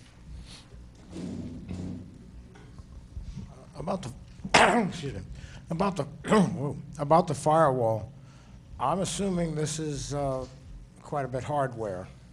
In other words, it's a box that, or something. Well, Not like some of us have firewalls on our computers, and if you can get to that computer, you can compromise the firewall. But if you have a separate box, some hardware, all you can do is attack the guy at the door. You can't get inside. That's the idea, yes. It's a separate box up there. Yeah, so it's hardware, it involves hardware. Yep, with security policies on it, who can get in, who can send stuff out. We do have one in the town that we're gonna duplicate up there, so they talk together. For communication is better. We're stopping roughly 300,000 attempts to get in the town every month. So there is a need for this stuff. Representative Powers? Thank you, Madam Moderator. Just a quick question, and I think this came from like last year. Did we not have a breach at the Board of Ed last year? Do you remember? Yes, we did. Okay, and with, Yeah. okay, so that system we know has problems, right? And it's not compatible with what we're putting in. And people are talking about consolidation, and I think you need to have separate systems for a couple of different reasons. Number one, security, especially with the police force, and with all the different things we have here. So I'm not in favor of that. And the whole idea of being able to make everybody work together as one town, I agree with what Representative Newsom says. We need to find a way to solve our problems. So I know that you said you had conversation with your counterpart in the Board of Ed. Correct. But I think the thing everybody in this room is concerned about is how we can work together. And, you know, I'm for the 92,000. I sat with the police chief and Representative Streeter. We talked about some of the things that are going on here and how the redundancy is not, you know, officers are working overtime to do their paperwork. We're paying more money in the long run with their retirements and just everything because we don't have the right platform to even allow them to do their jobs computer-wise. So every time we push a capital improvement project back, or we decide that we're going to cut a piece of this budget out because we're still at 147th out of 169 towns with our mill rate, I find it rather redundant to be here going through this with you guys. So I'm sure you're working as hard as you can, and, you know, I would like to move the number now. Thank you. Okay. So that's calling the question? All right. So we have 92,000 on the floor for IT security. That's CIP 7D. All in favor? Aye. Any opposed?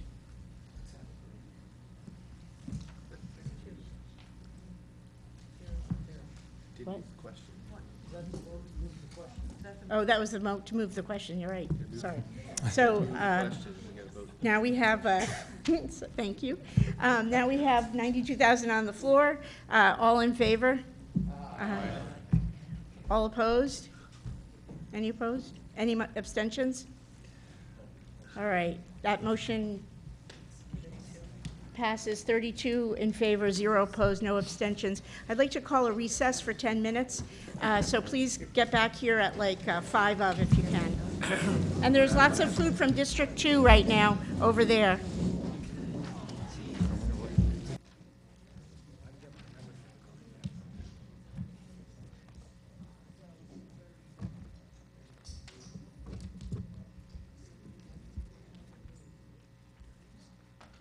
I'd like to just thank the Finance Committee members for their hard work and coming to the meeting, and even though we had to go over the budget, we had fun doing it. We had a very good committee, and I really appreciate it. They kept encouraging me. You're doing a good job, probably because they don't want to do it. And I'd like to thank all the staff members that came out to explain and defend their budget. We really appreciate it. All right, the next account is 1090, City of Groton, page 183. And what the Finance Committee members wanted to do, they wanted to break the discussion up into 3 parts: police, highway maintenance, and street lighting. So in the discussion, that's what we did. We talked about the police chief answered our questions, and then we went to highway maintenance, and then we went to street lighting. So that's how my minutes are going to read. Okay. So the first section, well, the first department is police. Representative Katowski asked if the city police department was fully staffed. Chief Spellman responded that the City of Groton Police Department consists of 28 officers. They are currently short 1 officer, but due to budget restraints, no plan to hire additional officer this year. Representative McDermott asked about crime statistic trends in violent offenses versus quality of life and property crimes. Police Chief Spellman responded, violent crimes were steady, but quality of life and property crimes are on the upswing. And he feels that's probably because of the opioid epidemic. Okay. There was a question about whether or not the police boat was in the water. The response was that the boat was taken out of the water because of the storm, but the boat is currently in the water. Representative Washington asked if the Groton City Police can communicate with the Groton Town Police. The answer was yes, using hotline communication. There is interoperability between the town and the city police. Representative Washington asked about community and police relationships. Police Chief Spellman said the city police officers do significant outreach. They try to partner with different entities in the city. They have a good relationship with the community. And I'll just say, I asked this question because the police have a good relationship with the community. It helps keep the crime down, and people feel comfortable coming to talk to them if something's going on. So the number for the police in the committee was $2,443,079.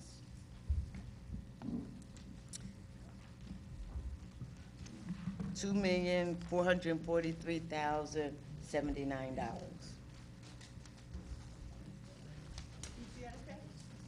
Do you have a second?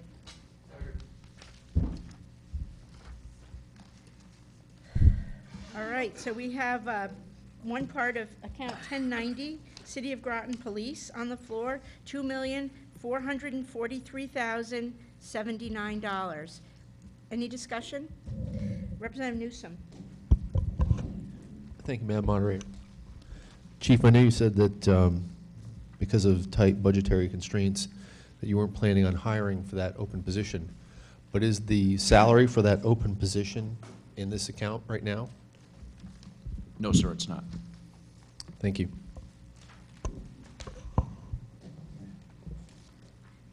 Representative Powers. Chief Spellman, thank you, Madam Moderator. Chief Spellman, with the EB growing and the number of people coming in and out of the city, is there a need for that extra officer at this time? There will be. We are entering a period where obviously the governor announced the $80 million that he's committed to EB. We're anticipating an upswing in hiring. I've met with people that are managing our rental properties, and they're looking at not only an increase in people coming to the city to work. We house 2 of the region's largest employers, but an increase in the population of the city itself. How is this going to impact like overtime with our officers that we have now, with all the things that are going on down there, with the new construction and everything that's happening there? I mean, you know, if we don't hire somebody, they have to go through training and school, and you have to sponsor them and everything else. Is that my assumption? Is that correct? Yes, you're accurate. We've always made it work with what we have, and we're cognizant that we have a flat grand list right now. And I'm hoping, I think as everyone in here, is that, you know, with the economic opportunities that could result with EB and what's going on in the city, that, you know, a rising tide lifts all boats. And, Great. And we'll be in a scenario where I'll be coming to you and I'll probably be asking for officers.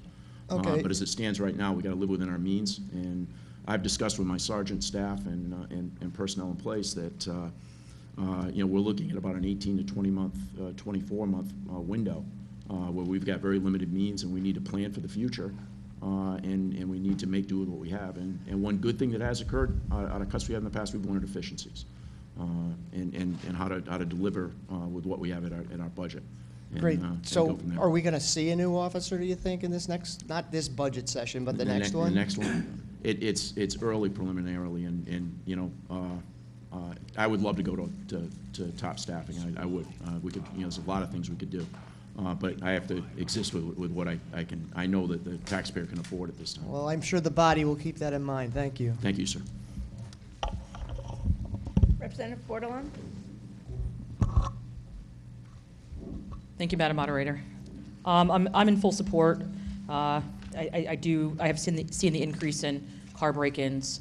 I think it's not just the opioid addiction. I also think it's a lot of youth running around with nothing to do in the city. So I'm hoping eventually we can get some more outreach programs and things for those youth. Seems to be like a lot of some teenagers and things in the summer especially. The other thing that I had a question about, looking at this, it doesn't really go into detail about like how many officers, or maybe I'm missing a page. I did look at Appendix this. A. I'm sorry? Go to the Oh, I missed it? appendix. Yeah, Oh, I if you- did. If you go to Appendix A, it starts at 162. Okay. That is the police section. Oh, And it's that over in that. provides all the detail that Perfect. you're looking for. And how many personnel are you guys currently employing? We are authorized 29, 29. and we have 28. You have 28, okay. Thank you.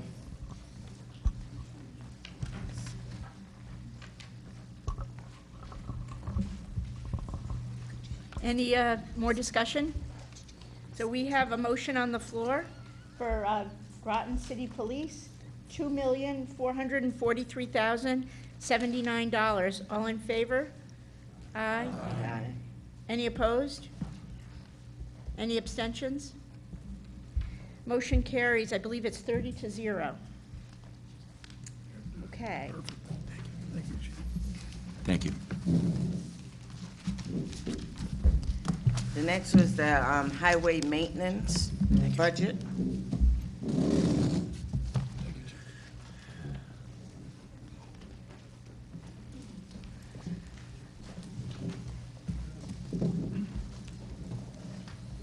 This money is used to maintain approximately 30 miles of road in the city, health benefits, pension, social security, and OPEB also in this budget.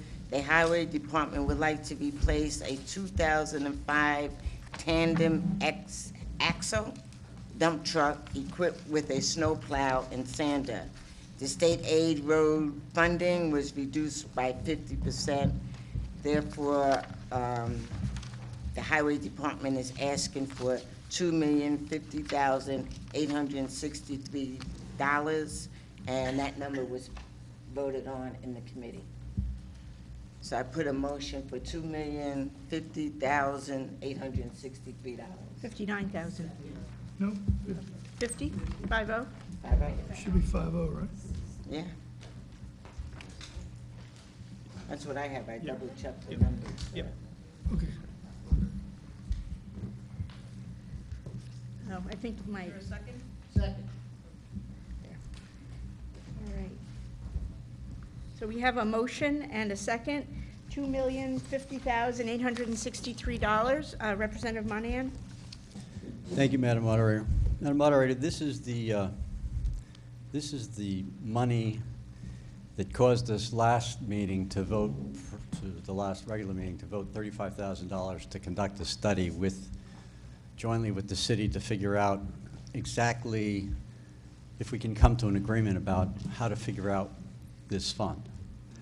So I received this morning, as I think all the other RTM members received, an email from a former counselor, Mr. Frink, that had a detailed attachment explaining why he thinks the true figure for the Highway Maintenance Fund should be $1,100,000. And I'm offering that as amendment, and then and I'll explain. So I'm offering $1,100,000. And I'm not going to allow that because we have a letter from the lawyer for the town who says, and I'll quote, "In short, the RTM's role in the annual budget request under Article 5, Section 10 of the City Charter is limited.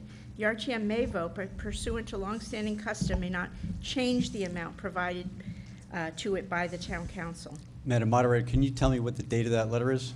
This letter is May 3rd, 2010. Okay. So if I would like to continue with my point. If you're not going to put it up, I'd like to explain why I'm doing this. Sure. When I got Mr. Frink's letter, I read it, the attachments, and I thought, makes a lot of sense. So I started asking some questions. Right after I got that, I then received from the town clerk a copy of the legal opinions from the town attorney dated 2010 and 2003, which I read. Now, as I told the people in the caucus, I practice child protection law. I don't pretend to be a municipal lawyer. I'm as knowledgeable about municipal law as the rest of the RTM members. However, reading those opinions, as you said, the opinion talks about longstanding practice. What I didn't see in those opinions was a flat-out rule that the RTM could not vote on this subject. The 2003 opinion from Mr. Carey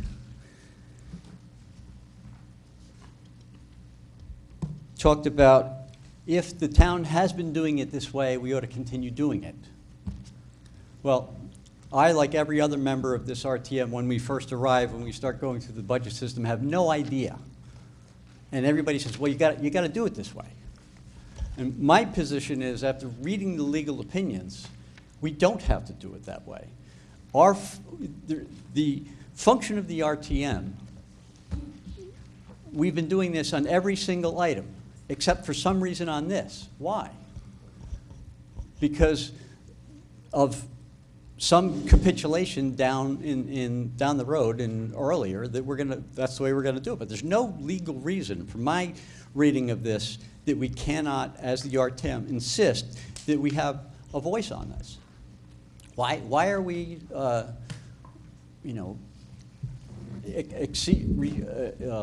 acceding to the longstanding custom if it's not, in fact, required? So I dispute. I understand that the town attorney has said pursuing to longstanding custom may not change the amount, but I believe that we as the RTM ought to show some testosterone and say that's not going to be the way it is.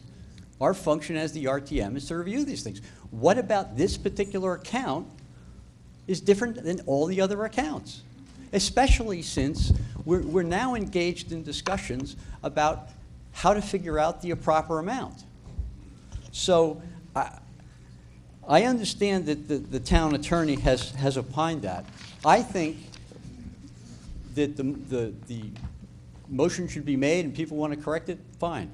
This is an issue that's longstanding and it's not being resolved. Well, I would And like... further, and the other thing is, I also got the decision from they weren't really arbitrators. The guys who sat down and figured it, the three people who figured out in 2016. And I read that. And that decision was really, from the arbitrator, from the deputy commissioner, was pretty thin. But attached to that was a very detailed response from the third member who voted against that proposal. And it really, it's pretty amazing to me that the commissioner went along with the town on that. So I think it's important. This is a big chunk of money. You know, we're spending hours discussing $50,000.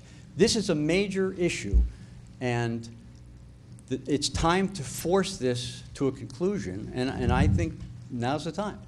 The RTM should have the authority on every single item, and there should be no exception. The fact that it was listed as longstanding custom, forget about custom. Well, I would like to ask Mr. Burt if it would be possible to actually get a referral from the town lawyer on this that was up to date, and find if there is a legal precedent pursuant to what Representative Monahan was saying that went beyond custom and tradition. I do see the town clerk has pointed out that there's a special act that was passed in 1933. But if we could get a referral that kind of succinctly answered these, what I would suggest doing is perhaps we should postpone to a time definite in the future. But I will take Representative Massett and then Streeter. I'm not. I was suggesting. Madam Moderator, I think that we may be talking about two issues. The Highway Department, that came about because of a special act in 1933. And that act says that the town will pay for the making and maintenance of roads. The police part of the budget, that part of the budget, there is no rule, no statutory reason for it. That's why we always do it. But in order to change the way that we do the highway budget, it would take another special legislative act. Thank you. Representative Streeter? Thank you, Madam Moderator. Due respect to Representative Monaghan, I was the one that requested the attorney's opinion back in 2010 when I was the mayor, and I wanted clarification on this before it came to the RTM. And in a facetious manner, you can take 3 attorneys and put them in a room and come out with five different opinions. So what I prefer is that we've already had 2 bites of the apple. We've already gone to arbitration twice, and we've lost this twice. So I would suggest that we go ahead and do what we have to do, and then, as you say, Madam Moderator, have a referral to have it looked at one more time for another opinion. Yeah, thank you. I know I agree with that. With the Mayor Hedrick? Madam Moderator, may I provide some background on this? Please. What I have in front of me is an act concerning an amendment to the Charter of the Borough of Groton. Section 40 of number 362 of the Special Acts of 1933 is amended to read as follows. A committee of 3 burgesses shall be appointed annually to confer with the town council of the town of Groton to determine the amount of money that shall be necessary and proper for the making or repairing of the streets and highways of said town within the limits of the borough during the current fiscal year of the borough. In the event of disagreement, the amount shall be determined by a committee of 3 composed as follows. 1 appointed by the highway commissioner or his deputy, 1 appointed by the Groton Town Council, and 1 appointed by the warden and burgesses of the borough of Groton. The sum determined shall be paid by the town into the treasury of the borough, and the town shall not be liable to make or repair any street or highway within the limits of the borough. So that's what the latest Special Act of 1963, which is approved June 24th, 1963, states. In 2014, the roads and highway budget was cut, I think approximately $240,000 or something like that. And a town councilor made that recommendation. When that counselor was asked to justify the recommendation, the counselor said I picked it out of a hat. And it passed through the council. The city took the town to arbitration and won. They did not win the full amount. The town had to pay the majority of it. Some was not paid. It was an attempt to get the town and the city together to talk about this and resolve the issues.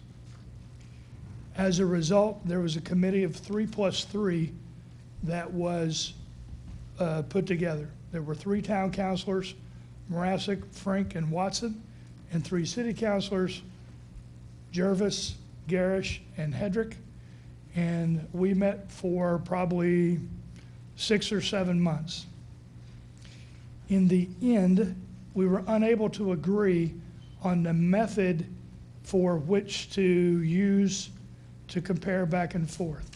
In the very beginning, the formula that he sent to you, the cost per road mile, was put out by Frank and Morasic, and they would not deviate from that through the whole thing. In the end, well, in March, they were going to bring the city council to the town council in a joint meeting. The city council came to the meeting. Let me get to my notes.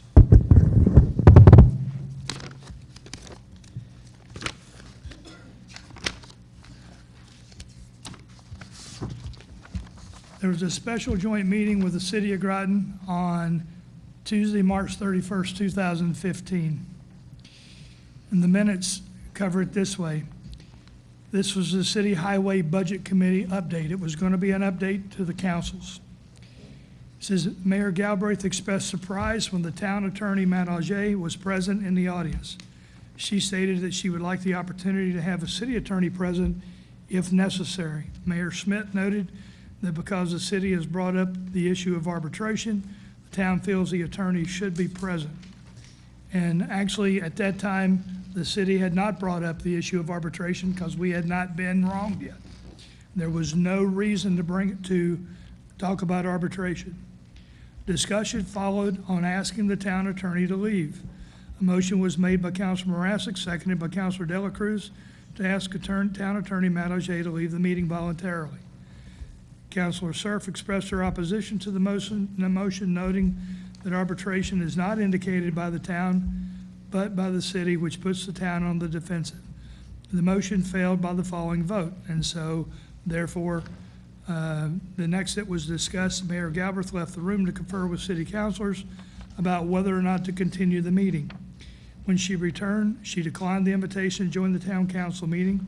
Mayor Galbraith noted that the city has not initiated a lawsuit and nothing is pending. Further, she stated that if a town views this meeting as requiring the town attorney's presence, then the city would like their attorney to be present as well. Councilor Morasic noted this is simply a presentation from the City Highway Committee prior to the budget meeting with the city. A brief discourse took place.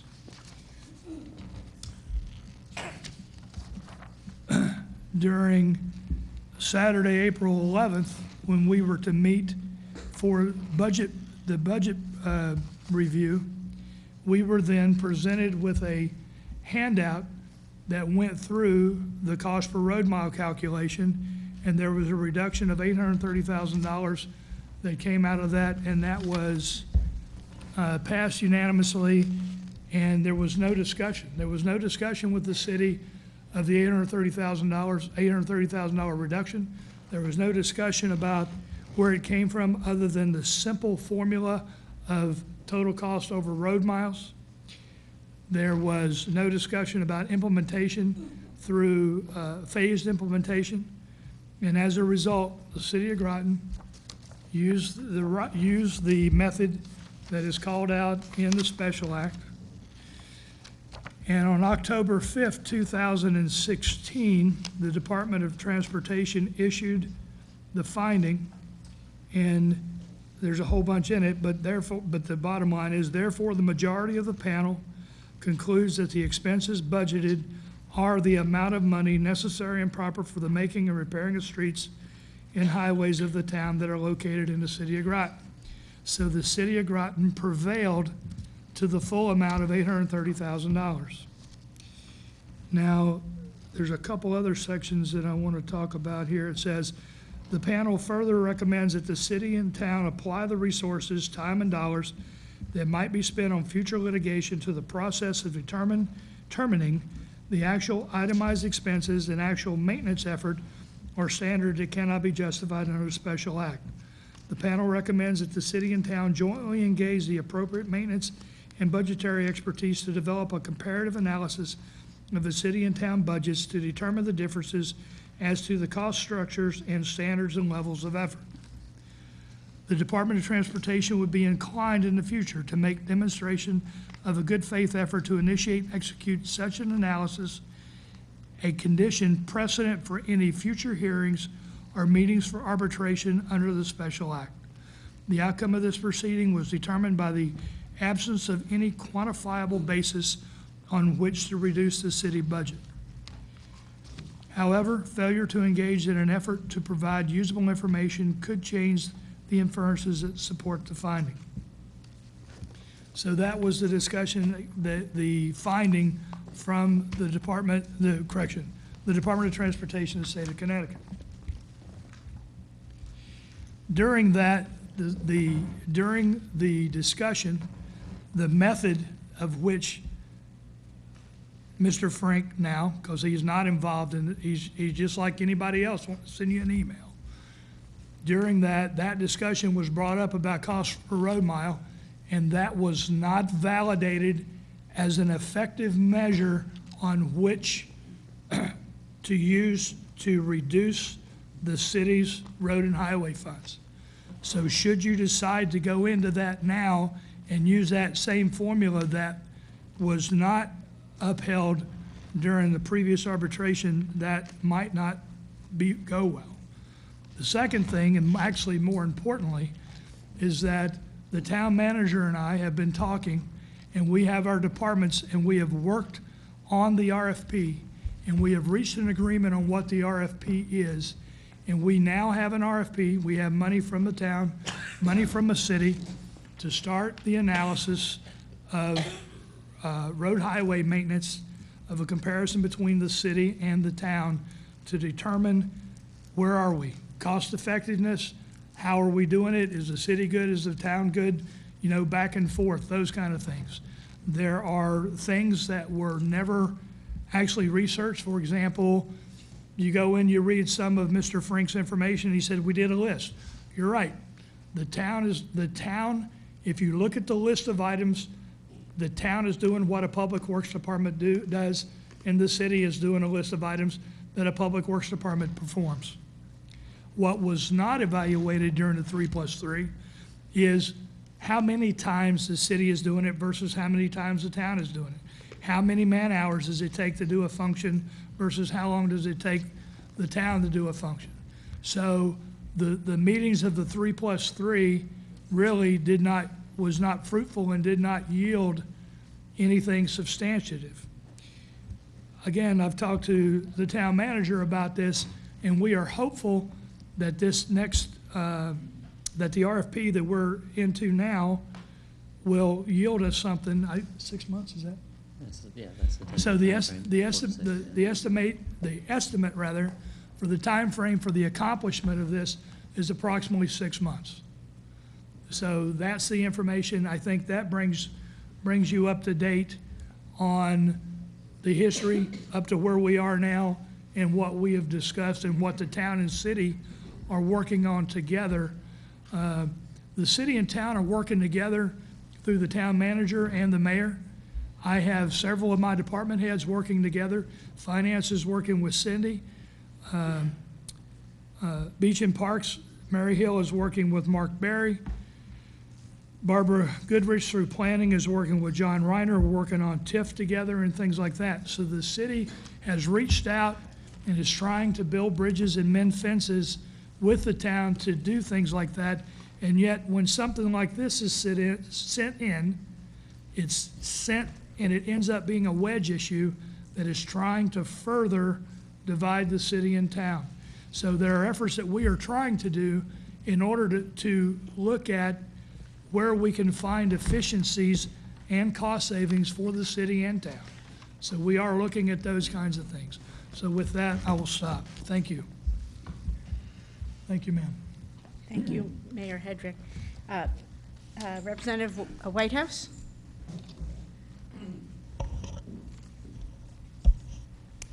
Right. So first, so I moved to Groton in 2014, and when I first discovered this city-town thing, I was kind of baffled, and I've tried to explain to people in other towns what Groton City is versus Groton Town, and they don't get it, and I don't either. But so, you know, listening to this whole thing and the history and whatnot, it sounds like people involved are doing their best, and so I don't mean any disrespect to any person who's involved, but this whole situation seems really stupid. And I'm sure it's because we inherited it from the previous generation, who inherited it from the previous generation, who inherited it from the previous generation, going back to 1933 and before. But it just seems like a really stupid situation. But the other thing I see looking at the situation is, I mentioned earlier this thing about, like, we keep getting contracts, and contracts already signed, we need to vote it. The impression I have, I'm not a lawyer, but I've played a lot of D&D, so it's almost the same training. Some people got that. Is that we would technically be allowed to reduce that in the same way we technically would have been allowed to reduce the IT budget, and then the town would have had to take it out of contingency because we're obligated to pay it anyway, because that's what the state law says and that's what the rules are. So the impression I have is that we could technically reduce it. It would just be a really bad idea, and we'd end up paying it anyway out of another account. And the best course of action is that we have to vote this number because it's the number that the law requires us to vote on. But that we should work to fix it, which it sounds like, and John, if you could confirm that. And the other thing that always baffles me about this is that two of the 7 districts, two districts are in the town, in the city, or one district? Two. 2 and 3. Yeah. So 2 of the 7, I have those numbers right? 2 of the 7 districts represented in this room are also in the city. So part of the room is coming together, the whole room is coming together to try to argue with part of the room about how much money they should get, which just seems like a very baffling system. But the one thing that does appear clear is that we have a number which is mandated by law that we pay because there's a system which is pretty clear, although it seems weird that there's a 3-member body, 2 of which are from the city, which seems like a pretty prescribed outcome of how that would come out. But that's That's not true. The 3-member body, I'm sorry. Do I really need, okay. The 3-member body was hold on, let me be clear. It was Burgess's, right? Right, but it's the head of is the city? The one appointed by the highway commissioner or his deputy. Oh, of the state? Yes. Oh, okay, all right. One appointed by the Groton Town Council and one appointed by the warden and burgesses of the borough of Groton. That makes a lot more sense than what I thought it was. I'm glad you corrected me. So that seems like, it still seems like a mess, obviously, because we're fighting about it and going to arbitration and whatnot. But it seems like the situation we have is that we don't have a choice on what to vote on. And even if we were to change the number, it would be like changing the IT budget, and we'd have a contract and have to pay it. So that's how I read it, based on what I see. Representative Newsom? Oh, sorry. The manager would like to respond. Yes, ma'am. I was just going to say I did meet with our attorney this afternoon, and we did discuss this. She feels firmly that the RTM cannot change the number. Again, I think it's worthwhile certainly to get an updated opinion, but she felt strongly on that, and the town council would be foolish to not go with attorney's opinion as long as that's the current opinion. I think we really need to give the highway study a chance and see where that goes this year. Thank you. Representative Newsom? Thank you, Madam Moderator. What's the vehicle that you're purchasing in this budget?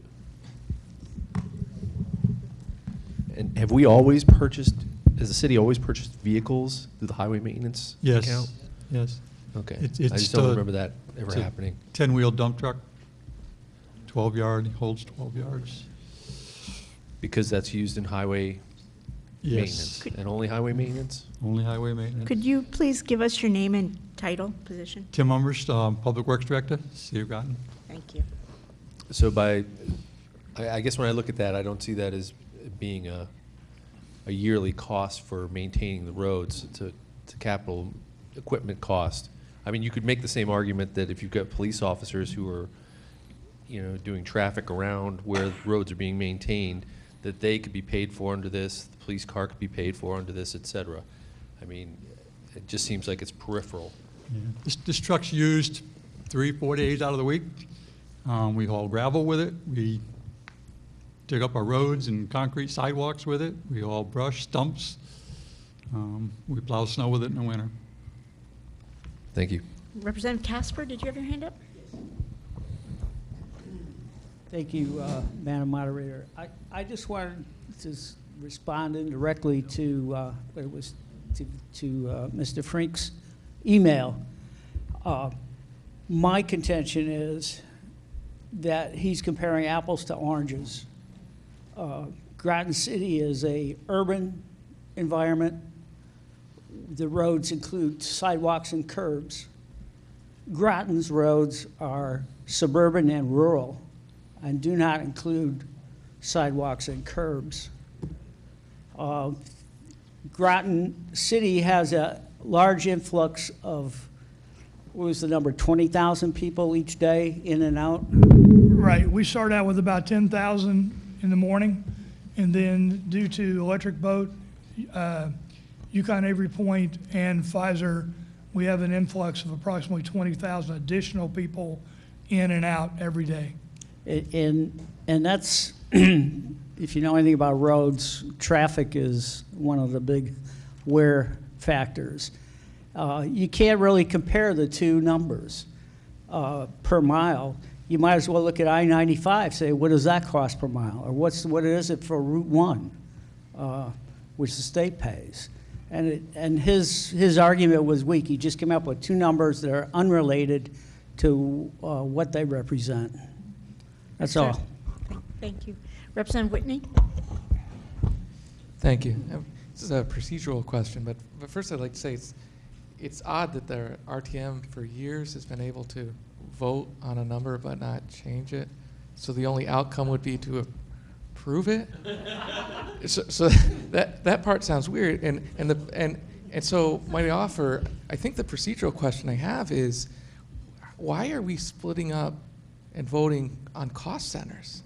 Everything else, we're just voting by account numbers. And this is one account number, and we always say, well, we give our rationale for reductions, but it's up to that department or to figure out where to spend it. Isn't this the same case? We voted on the first cost center, the police, but I don't even know that, can we really do that? Shouldn't we be voting on the account as a whole and let them figure out from there?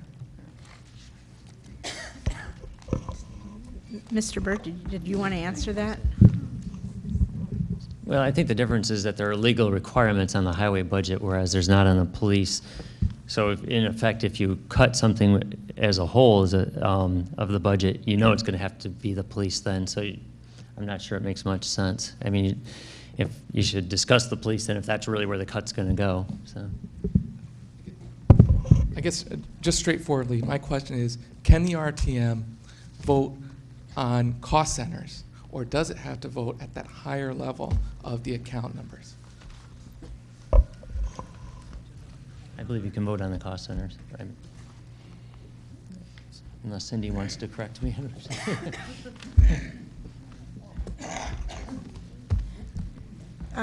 Representative Bordelon? She had her hand up before. Sorry. I have a list. As I see it, I call it. Thank you, Madam Moderator. I agree the roads in the city are heavily used, and I'm all for improving the roads in that area. But I do have concerns about how the procedure is different. I mean, I guess it's really confusing as a new RTM member that how did this become, how did this section, something was voted and there was a disagreement, like this one section and that, I mean, don't understand, like, that part. It just, so was there a disagreement and the highway was cut at one time, and then they said, okay, that's it, we're gonna make a rule, you can't cut this, and this is the number? Like RTM, like just, we're gonna break this up, not like no other account, we're gonna do this particular accounts in a different way. And like I said, I'm all for supporting the highways, I'm just looking for clarification on the procedures and protocols here, that for an RTM member, this is really confusing. Why even send it to us? Representative McDermott. Thank you, Madam Moderator.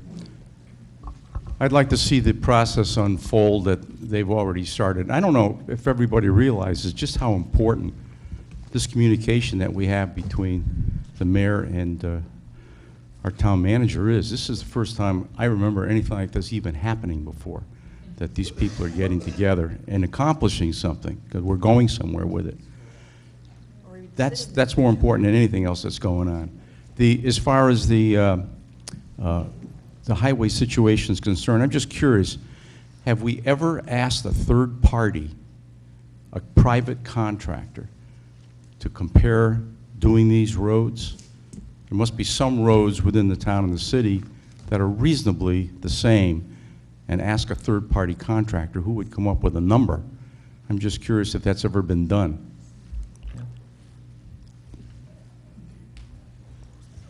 Bruce, could you ask that question a different way? I think I know what you're asking for. So you're saying, have the town bid on it, the city bid on it, and a third contractor bid on it? Yeah, exactly. Oh, have we?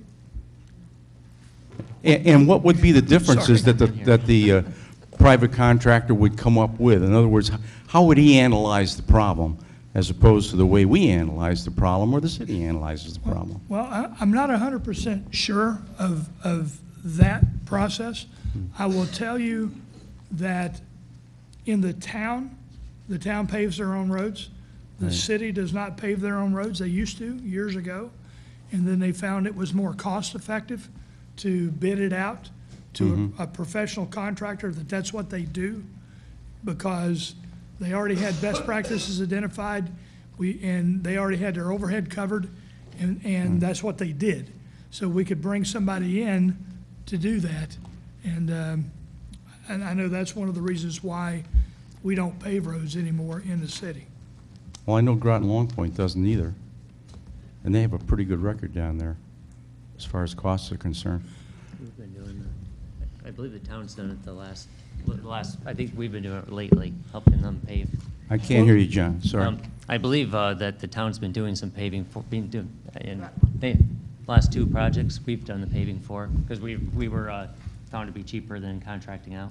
Well, the one thing that we need to make sure we understand is whether or not labor was charged. Sure. Right? Because if you do it with it's just materials and the labor's not charged, it's going to be a heck of a lot cheaper than if you charge labor. Absolutely. Right? Because labor tends to be at least 50%, if not more, depending on what the issue is.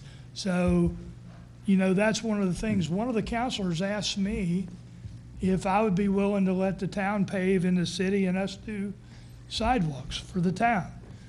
I would be interested in evaluating that. The challenge becomes is that the city and the town, neither one of those guys are contractors. They don't tend to, they work to budgets, but they do not tend to work to tight schedules. And also, if you were to look at our loading, our cost, based on our burdened rate, we're probably more expensive than a mom and pop shop because their overhead's a lot lower. But and then the other thing is, if a town, another challenge that we have, and this is just one of the hurdles, we got to figure out how to get over this. But let's say, for example, snow removal. When it snows, everybody's got to remove the snow. So Tim needs to plow the same time that Gary needs to plow. I mean, we can't say the town's going to plow on odd days and the city's going to plow on even days. You can't get there from here. So, I mean, that's a challenge. Also with when we need paving done, I mean, if you look, our season, it just turned. Now's the time we can start doing paving because the asphalt plants are up. There's a finite season that you can pave, and everybody's trying to get roads paved during that season. So that's another one of the challenges. that you run into. I don't know that that answered your question. Yeah, it but does, absolutely, yeah. Well, we've done a lot with regard to the police departments. We have. I have a lot of issues with the costs involved with each department, but primarily, we've been able to put some numbers together that are pretty even as far as apples to apples are concerned. It took a long time to get to that point. Yep. But it's there now, and I really want to express my confidence in you putting this together with John Burt. I'm not against looking, John and I haven't talked about this yet, but I'm not against looking at things that the town does well and things that the city does well, and then trying to share those cross borders. But I'm not sure right now, there's so much water that's under the bridge that I'm not sure that we can be objective enough on our own to do that.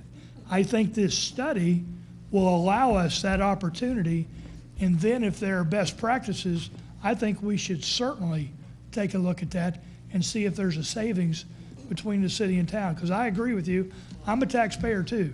So if we can do things to share services, to reduce our taxes, I think we need to do that. Good, and I think we have the right men involved in it right now. Thank you. Representative Katowski, did you have your hand up before? No, okay. Representative Richards?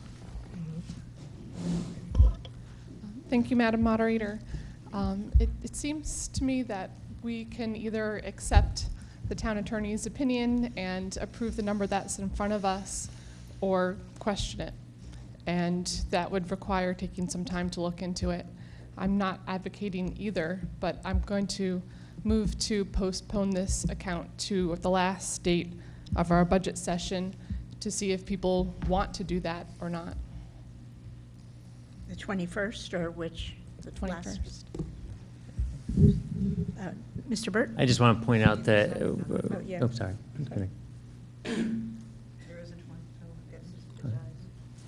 I'll second it. Can I do that? You need a second? I seconded it. Okay. Mr. I was just going to point out that we have some other big issues the attorney's working on currently. I wouldn't anticipate having an updated attorney's opinion by the end of setting the budget this year. So I don't see a positive in delaying. Okay. So now, if there are any people who have not yet spoken, I'm willing to entertain Representative Chase. Thank you. Just so that I understand, that what is the $2,050,000 for? Is that for contractors and a truck? Or what is it for? That's the cost to run the highway. We have a motion on the floor to postpone at this point. Second. We already have it. So you have to limit your comments, Representative Chase, to that. Sorry.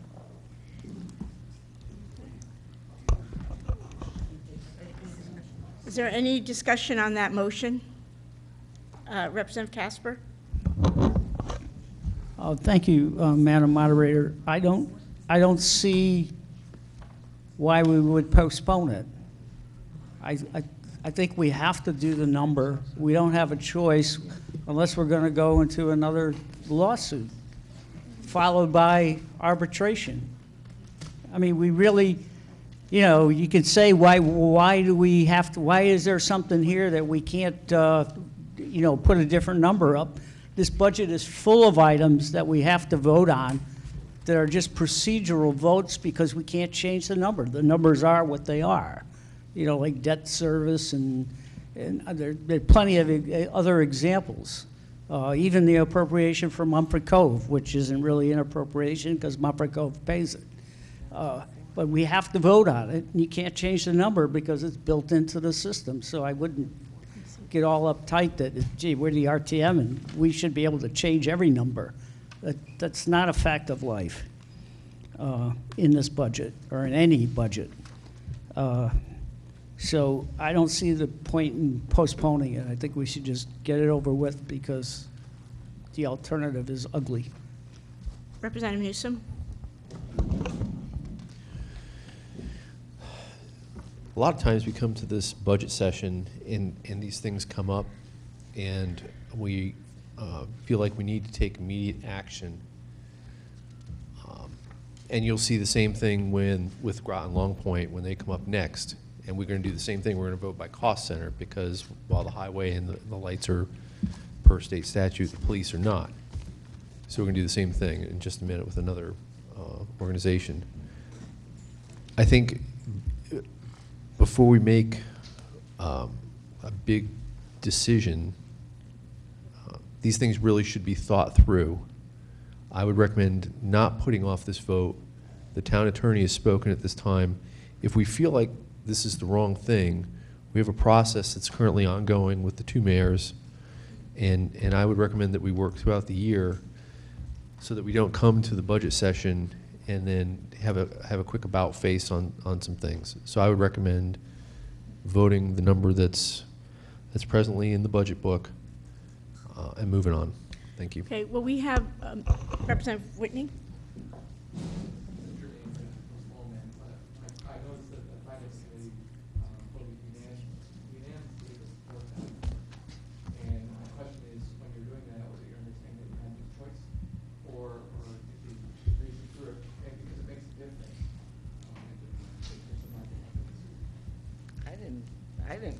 I don't know about Roseanne and Bruce and Clarence and Bob. I didn't know we didn't have a choice. I supported the number. So we need to have 2/3 in favor of this motion to postpone. Representative Katowski? I have a question for the town manager, I think. Is it about postponing? Yeah, if we postpone this, how does that affect our putting together our numbers at the end on May 21st, especially if we don't have a town attorney opinion? But you'll need to take some action prior to the 21st, not wait to the 21st. But if it came down to it, we'd have to get a legal opinion on whether we'd have to, what we'd have to do at the town level. If no action was taken, the town's still going to have to pay it. So it'd be a mess. So. Representative Monahan, did you have this? I also am not in favor of postponing the vote. And I want to say, Mayor Hedrick, I meant no disrespect to the city by this motion that I made. And I think I concur with Mr. Representative McDermott that the process that's going on is great, and that's positive. The reason that I made this motion was twofold. One, I had a constituent who presented a very, to me, cogent reason to challenge something. And it frankly wasn't until I got the opinions from the attorney that I know that I wasn't supposed to be able to vote on it. And that offended me as an RTM member. And I agree, I don't think you should refer it to the town attorney, because the town attorney is going to say the third time, won't be a different opinion, Mr. Streeter. It'll be the same opinion as Mr. Burt said. So I'm not in favor of referring it to it. But I do disagree with the town attorney, and I'll talk to Mr. Byrd about me talking to the town attorney separately, hopefully not charging the town, about a process to take this out. Because I think there's no reason for that to occur. So if you're not going to put my motion, my offer up, and we have to vote on it, let's not delay it. Let's move. All right, we have a motion on the floor to postpone. All in favor? Any opposed? Any abstentions? So that motion fails. Zero in favor, 30 opposed, no abstentions. So now we have a number on the floor, $2,050,863 for our city highway maintenance, part of account 1090. All in favor? Aye. Any opposed? Any abstentions? $2,050,863. You got to have the abstentions high or people can't report them. This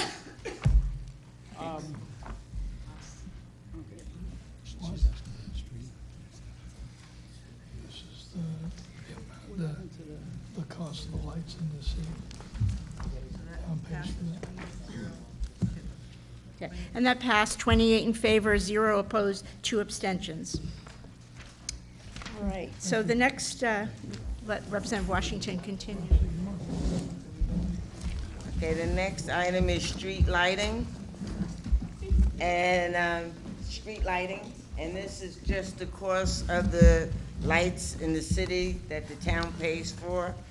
And Representative Casper did ask if the city of Groton was converting to LED lighting, and Mayor Hedrick responded that they were in the process of converting lights to LED lighting. So this account is just the cost of the lights in the city that the town pays for.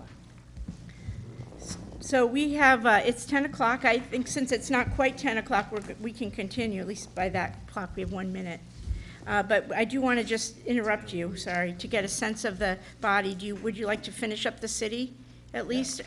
Yeah, this Would is you like the last to, item for the city. we have a few other items. The other items are Groton Long Point and then contributions to other funds. I say, let's please continue. I move $115,094. Second. Thank you. So we have a motion on the floor for street lighting in the city, account 1090, $115,094. Is there any discussion? All right, seeing none. All in favor? Aye. Any opposed? Any abstentions? So that passes 30 in favor, none opposed. Thank you. Thank you, Madam Moderator. Thank you, representatives. John, thank you very much. We'll see you. I'll talk to you tomorrow. Madam Moderator, I have a point of order. I'd like us to cover our bases, and since we approve the segments of this account, I'd like us to move the account as a total. I'm not sure that we can break down things to cost centers. So it's just easy enough to have I a think vote. we're good at where we've done it. I think, I don't see that that's a good point of order, so I don't accept it. Thanks. I think we can add it up.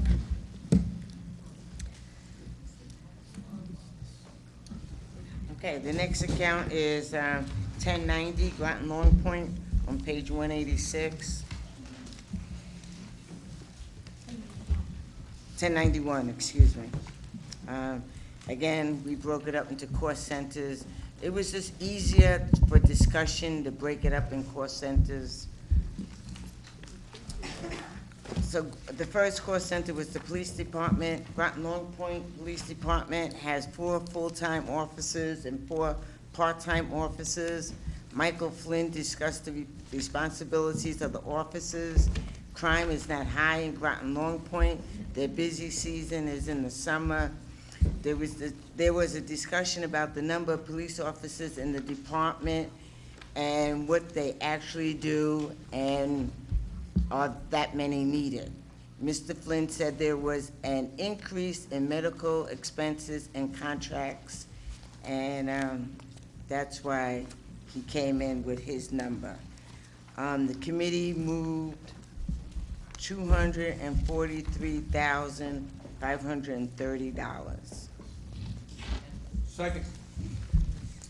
And actually, that was a cut of $45,220 in the police department's budget. $243,530. The cut, $45,220. That's my math checking. Okay. Because the original number for the police was $288,750. So we have a motion on the floor, count 1091, Groton Long Point Police, $243,530. It's been seconded. I would like to just introduce 2 people that we can direct questions to if you have them, Mr. Flynn and Mr. Nixon, who is, I believe, the Chief of Police. All right, so I saw Representative Bordelon. Did you have your hand up? Thank you, Madam Moderator. Thank you, Groton Long Point Chief of Police. And I support the 243.50. I can't even believe that there's that much crime down there. I mean, the police department's almost on the same road. Growing up here in Groton, I mean, they can respond within minutes when other people at other points in Groton cannot get that same response. I think that the amount of staff that you guys have hired is over the top for such a small demographic area. It's heavily populated. I mean, there's only two ways in there. I mean, you either come past the police department or come from Noank. It's pretty well monitored, I would think. So I have questions about, I mean, have you guys thought about cuts? The city police pretty much stayed at the no raised number. What could you guys work with? Because I think that this is a pretty high number when you have your backups not even a mile away on the same road. Thank you, actually. I'm Mike Flynn, president of the Groton Long Point Association. Over the last 3 or 4 years, Groton Long Point has taken cuts on their reimbursement actually from the city, from the taxes that are paid out of the Groton Long Point from the 3 communities of Groton, City Groton, Town of Groton, and Groton Long Point. Working with the town council, actually, that's been a constant at that point. We actually are reimbursed at the low 30 percentile, where the city is reimbursed at 50 percentile, and you just passed the 50% tonight for the city. Reference to our demographics, actually during the summertime, we actually increased almost from a low in February, actually possibly 100 people to 6,000 in the summer. And that's a massive increase no matter what community you're in. The other part of it is we have one officer, which I hate to even say that in a public forum, on duty at one time. That's all. That's a very small area. It is actually, but there's 628 homes. Yeah, and there's a lot of people during the summertime that are there. Yeah. And with children. Large community actually policing at that point there, it's being done in a small demographic area. There's no parking, so I mean, there's really nowhere for anybody to go.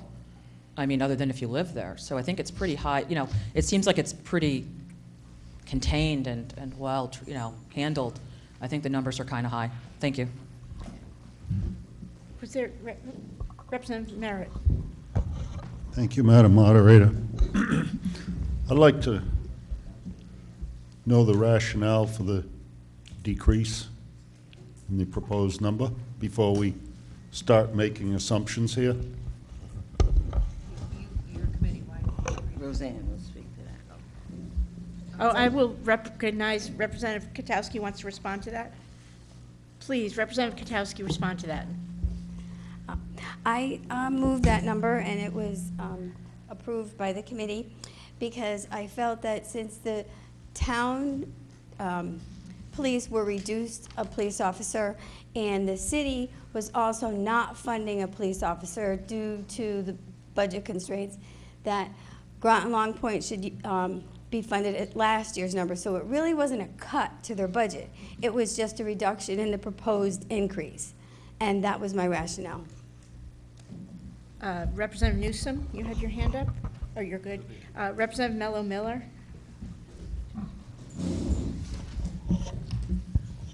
Thank you. I'm curious with the cut that the RTM has proposed, or the RTM committee has proposed, what will happen? So it's a, what, $45,000 cut. What will you have to do to take that money out? Actually, we'll have to go back to our residents at Groton Long Point, and they'll have to make up the difference actually there, because most of this increase is really just actually contract negotiations and medical, just like it is in most of them. Over the last few years, we've made up the difference at that point from the tax base that we have individualized, just like the city does as well too. So we're trying to get back up to a number that's feasible with all 3 communities. As you mentioned, actually, the town actually didn't fund an officer, but they are staffed. So did the city actually didn't fund a new officer, but they are staffed, and they reimbursed at a much, much higher rate. So what you're saying is it'll go to the taxpayers of Groton Long Point to make up the difference for what the RTM doesn't approve. Is that what you're saying? Yes, again, it will, yes. And can I ask really quick, per police officer, what's the per mile? Like, how many police officers do you have per mile? We only have 1 police officer on duty at any one time on an 8-hour shift. We have 4 officers, 1 on duty on an 8-hour shift at one time. And then during the summer, though, doesn't that increases? You have some part-time officers that come in? Actually, when they're called in, actually, the part-timers are used when it's a call-in, or actually we have CSOs that are a part-time, summertime help that help us actually for the beaches and patrolling. And just so the public understands, what is a CSO? Oh, actually, most of the times it's actually a young man or woman actually who's in a college program, most times based on a police program. Doesn't always have to be. And they're used under the office of the police chief to maintain, actually, mainly a lot of it, movement of the kids at that point, through the point. We have a tremendous amount of kids in the summertime there. They have a lot of time in their hands, like every other community. At that point, we don't have a large force. So if it's only one officer, there's no way one officer can cover that whole area with that many people. And this is, the CSOs are paid as well? Yes, they are, at a minor rate, not the rate of a police officer. Okay, thank you. Representative Whitehouse, did you have your hand up?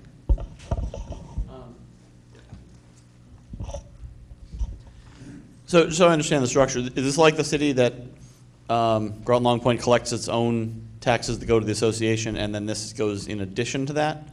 Or does that money go to the town, and this is part of that, part of the residents' money going back to them? We actually pay taxes, actually just like the city and the town do, into the coffers. We actually are one of the larger taxpayers in the three communities. And basically, a reimbursement actually lets you have the three you just talked about, with the highway, the street lights, and the police. At that point, part of that tax goes back to us at that point to fund those areas. So when you say 30% reimbursement, you mean that this? Right now, we're asking for 36. We usually get 32. And Okay. we can get decreased from the city's 50% every year for the past few years at that point, because we made up the difference, actually, what the council needed. The council did vote us our full amount this year, and that's the first time the council voted our full amount in probably 4 to 5 years. Okay, but just so I understand, you pay a higher tax rate than someone outside of Groton Long Point? That depends on the year. Okay, but there may be, but sometimes you do. Yes. Okay. Representative Frickman, I just want to ask, does your wife work for Groton Long Point? Do you have a conflict defined under this account? This is what I've just been informed, just asking. Is that a conflict? I don't think, based on what I read last year, that wasn't a conflict of interest. You should announce it. Oh, should I announce it? I mean, it's still. You can't vote on it if you have a conflict. How is that? Because So you I'm have to confused. recuse yourself. Well, hold on, because last year when we read this, we read the conflict of interest. She doesn't work for the police department. I'm not, this is not, this is the police department though. She's not paid through Is she? No, she's not paid by the police department, no. Okay. I just wanted to clarify that. Sorry, I didn't know. Please, Representative Frickman. Thank you, Madam Moderator. I want to commend, I think they've done their due diligence, and I think by the fact that Groton City gets reimbursed 50%, and Groton Long Point only gets reimbursed 32%, especially over the last 3 years with the 50% rate for Groton City. And we didn't make any cuts to Groton City this year. I don't even think it was even a question. It was an easy vote.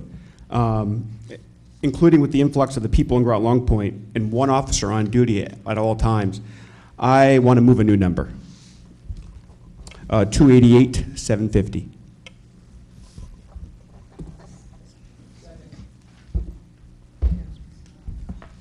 I pretty much said my rationale before I talked, but.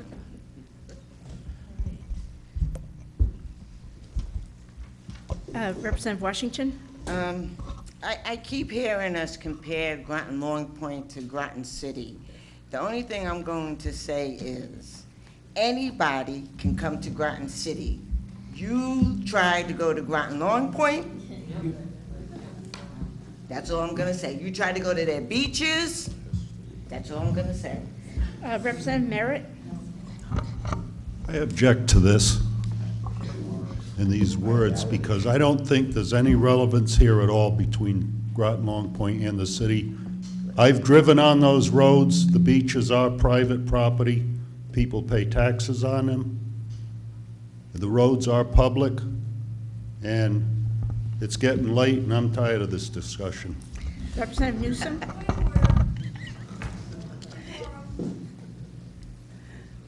Thank you. I'll accept that. Please remember, it is late, and we should all be respectful of each other, please.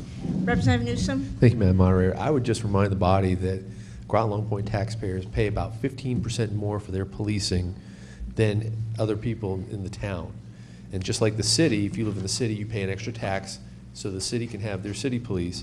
The Groton Long Point residents pay a lot more money. It's actually, I think it's about 65% more, actually, for policing than the average town person. So they make up the difference. We don't fund them completely. I think they pay for their extra services, and if that's how they want to spend their money, that's fine. That's not how I want to spend my money, but they're entitled to. So I don't understand, where some of these viewpoints are coming from. Representative Bordelon, did you have your hand up? I also agree with Representative Washington. Growing up here, there's nowhere to park. I mean, it's not a very welcoming community, and in my opinion, just the way the road's set up, it's, and I agree with you saying that they pay their taxes, but you choose to live there. And having one police officer for that many square miles is, pretty posh, I mean, in my opinion. I think it's, once again, that I think that you have a chief as well that you're paying, chief rates. I mean, do you really need a chief for Groton Long Point? I mean, does it require a chief when there's a chief right down the road? It just doesn't add up to me. Representative Massett? I was under the impression that we were here voting on the Groton Long Point police budget, not anything else, not how you feel about their roads, how you feel about their beaches. We are here to vote on their budget. If you don't like it, vote no. All right. Has anyone else, I'm going to just see if there's a second, anyone else who hasn't spoken yet would like to speak? And if not, I will call on Representative Frickman for his last chance to speak on this motion. So I want to actually ditto what you said too. I object to some of these statements. Here we are talking about a police budget, and strictly a police budget. Has nothing to do with somebody's private roads, which, by the way, and I'll also add, it's a very welcoming community. So even though it's not part of the police budget, anybody is welcome on Groton Long Point, last time I checked. All right, we have a motion on the floor. Is there any more discussion? No? Because I'm getting tired. All right, so count 1091 Groton Long Point Police will take the second amended number, $288,750. All in favor, please raise your hand.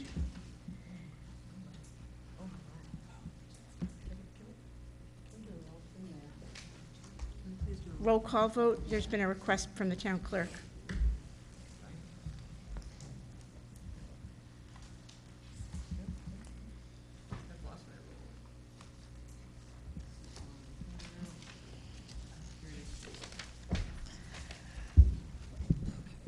All right. Yes, no, or abstention? Adams? Abstain. Bailey? No. Bauer? No. Bordelon? No. Casper? Yes. Chase? No. Doyle? Frickman?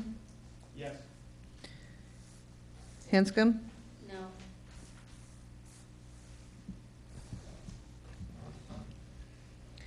Katowski? No. Martin? Yes. Massett? Yes. McDermott? No. Melendez? No. Mello Mailer? Yes. Merritt? Yes. Monahan? No. Newsom? Yes. Perry? No. Powers? Yes. Richards? Yes. Rogers? Yes. Stanford? Irma Streeter? Yes. Jim Streeter? Yes. Strode? No. Washington? No. Wells? No. Whitehouse? Yes. Whitney? Yes. Eben? No. It's tied, so it fails. It's tied. 14-14-2. It's tied 14-14-2, so the motion fails. Representative Frickman? I'd like to move a new number. to 78,750.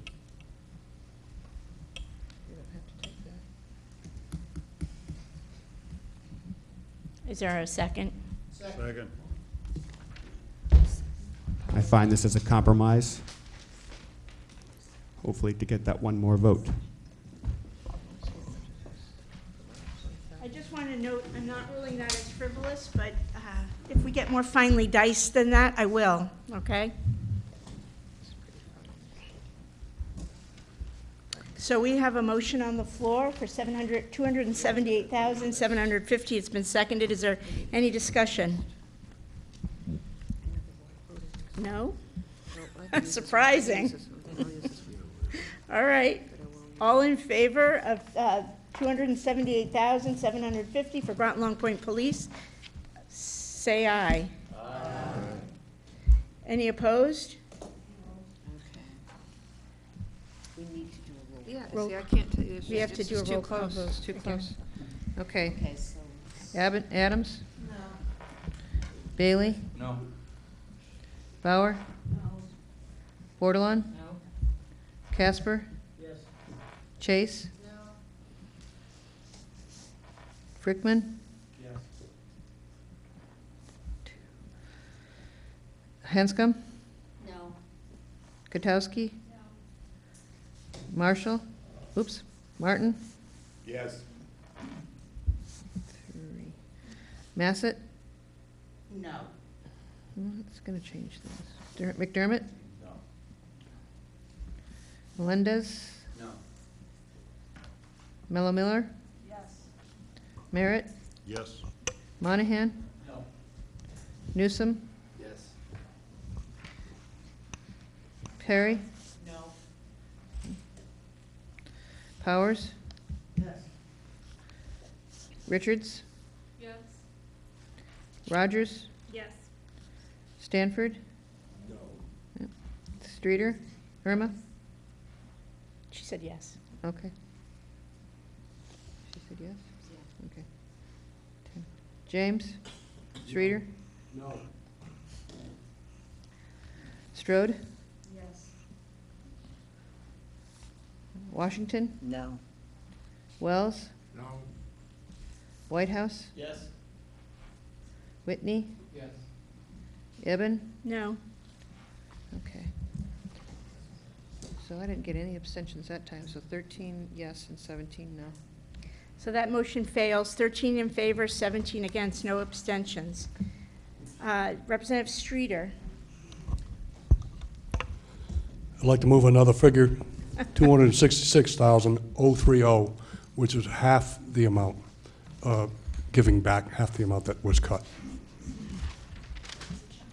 266030. You're trying my patience.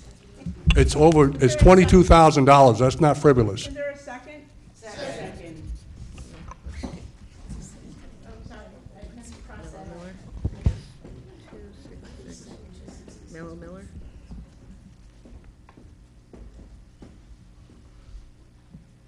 All right, we have a motion on the floor. It's been seconded for $266,030. Is there any discussion? No? Seeing none? Do we need a roll call vote? Probably. All in favor? Aye. Any opposed? Yep. Do a roll call vote. It's quicker than me trying to count it.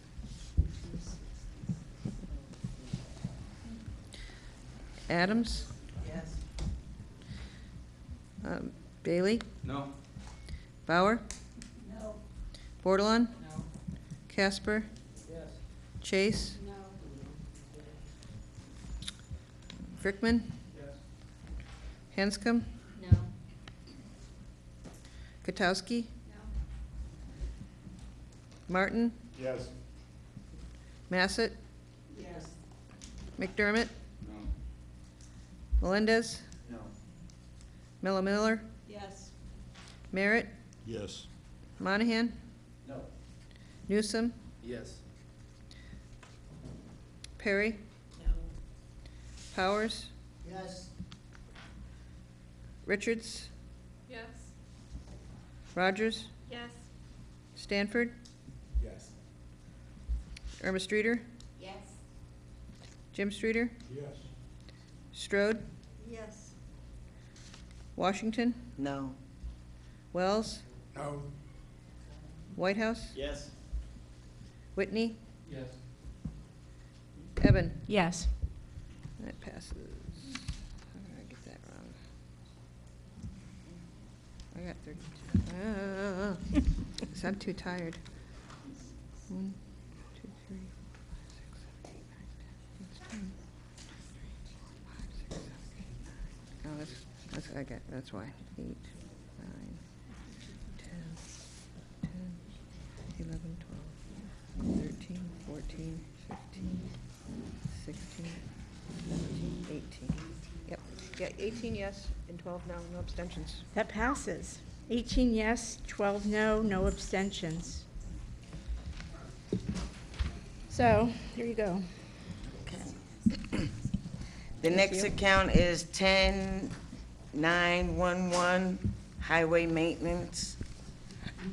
This money is needed to replace, repair, and clean out catch basins, snow removal, and the cost of sand and chemicals used to treat streets for snow, traffic control, pavement maintenance, grass cutting, sidewalk repairs, street cleaning, and the purchase of a brush hog and vehicle maintenance. And I've moved $106,794. No, my bad. 180, oh, excuse the slang. $186,794. 794? Mm-hmm. All right, so we have a motion on the, what? Has a second? Sorry. I don't know, that's what I heard, I'm sorry, I was just, Madam Moderator, actually, there was a mistype. there was a mistype? It should be 186, as you wrote down, 794. Is that what I put down? Correct, yes. Yeah. The book is Oh, mistyped, okay. mistyped in the book. All right. Good. Is there a second on that? Oh, Powers.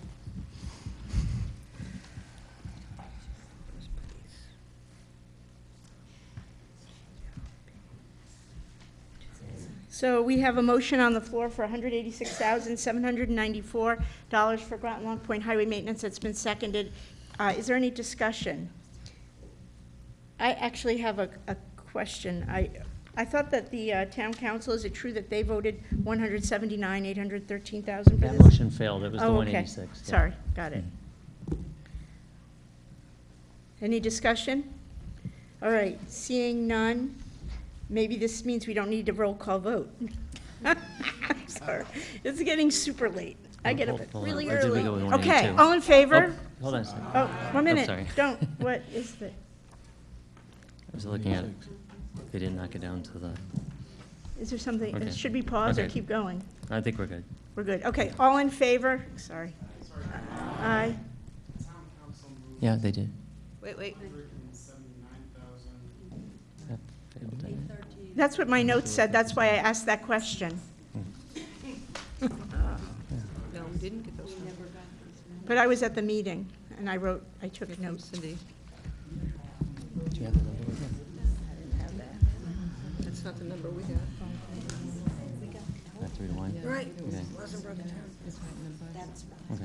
It is 179,813. We didn't have that number. So they have, this motion is on the floor. Oh, they didn't have the number. Okay. What? We didn't have that. This motion is on the floor, but I was at the meeting where the town council voted. I'm not sure if Counselor Heed was the one who made that motion. No, someone else did. He made a different motion. But it was 179,813, and I'll let it stand at that because I don't have minutes. I just have my own notes. So I saw Representative Whitney had his hand up. Wait a minute, didn't you just take a vote? No, Point of order, Oh. we just voted by Oh. more than a 2/3 majority. I don't think we finished the vote, did we? No, we didn't Everyone finish the said vote. aye. She Oh, called the okay. vote, and I never took the vote, so. We all said aye? And Okay. I didn't either. I was interrupted in the middle, unfortunately. I saw But we three can, hands we go can. up. Well, I If you want volunteer to to take another reconsider. vote on it. and my understanding is this is similar to the city highway that we're bound by this number, Okay. by the town council number. So we're bound for 179,813. He's gonna. Representative Streeter.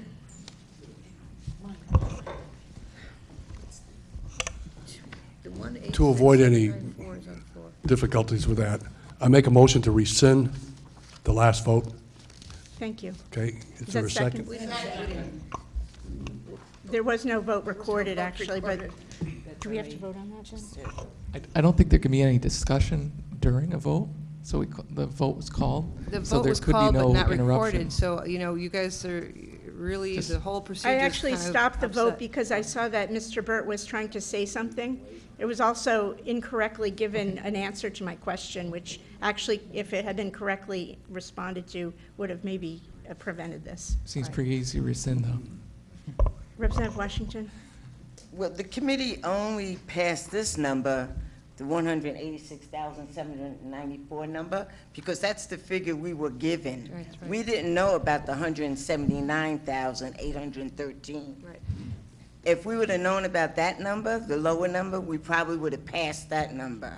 So it was a mistake. It was a number that the committee was given.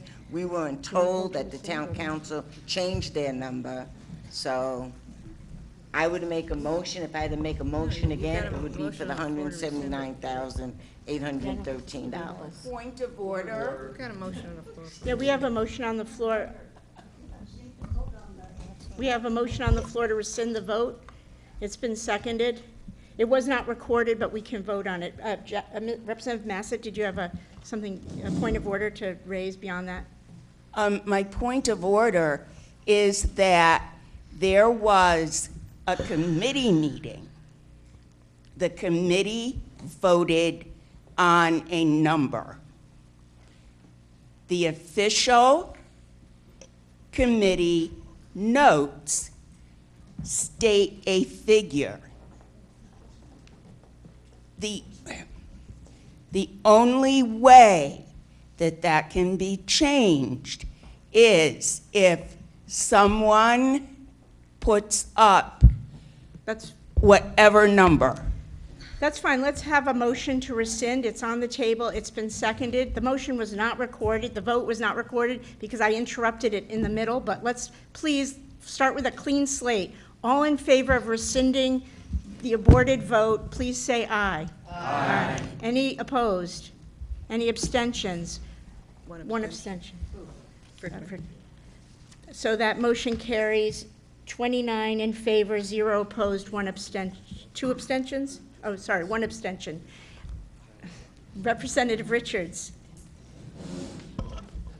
I would like to make the amendment for the number 179,815. Second.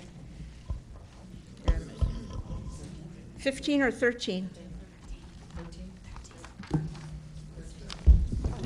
down it was 15. Was it 13? Yeah, 13. I'm sorry. 13 at the end. 13. Seconded by. And that's been seconded? Okay, we have another motion on the floor then, 179,815. Is there any discussion? 13, sorry. Representative Newsom. I'm sorry, Madam Moderator. Didn't Groton Long Point request 186,794? Isn't this the same as the city, that we have to vote on the number that's presented to us? This is the number that was presented from the town council, actually, Yeah. and that's what the law says, that you can't change the town council number. I just read the letter. That's what it says. Okay, so does that mean that the town council could change the city's highway budget, and that would still be legitimate? I mean, It my says this understanding is is with it's the respect to same. the RTM. The RTM cannot raise the number given to it by the town council. We cannot decrease it. We have to vote on that number. The town council is not necessarily bound by that. I just read this lawyer's letter, so that's what's encased in it. It is not, I'm not a lawyer. Thank you. Representative Bordelon? Should we just take the number off then, since we can't even the higher number? Is it relevant to keep up there? That's a lower number. That's the correct number. Oh, the top one, so we should one line the top, right? Because that's not an option? It's a motion on the floor. That's the committee's motion. There's a second amendment. We're just focusing on this right Okay. now. All right, so we can't do the other number anyway, is what you're saying? We're going to just talk about this, and then we'll get to that if we get to that. Representative Mello Miller. I'd like to move the question or move the number to a vote, please. The 179,813. Is that possible? You have to vote on it. You have to get a second. Okay, there's a motion to call the question. All in favor? Aye. Any opposed? Newsom. Whitney. Melendez. Chase. And Katowski. Oh, and Merritt. Okay. That's it. Okay. Any abstentions? Frickman. Frickman abstained. We have 30 people here. Minus 7. 23 in favor. How many 23 in opposed? favor, 6 opposed, 1 abstention. 23 in favor, 6 opposed, 1 abstention, so Move on that, to that number. Move. that motion passes, and now we can vote on the number 179,813. All in favor? Aye. Any opposed? So we've got Newsom and Merritt. And Bassett.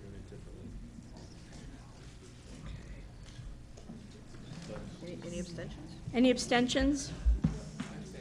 2 abstentions. 3 Oh, abstentions. 3, sorry. Whitney. I'm sorry. Did Frickman abstain? Yes. You're good.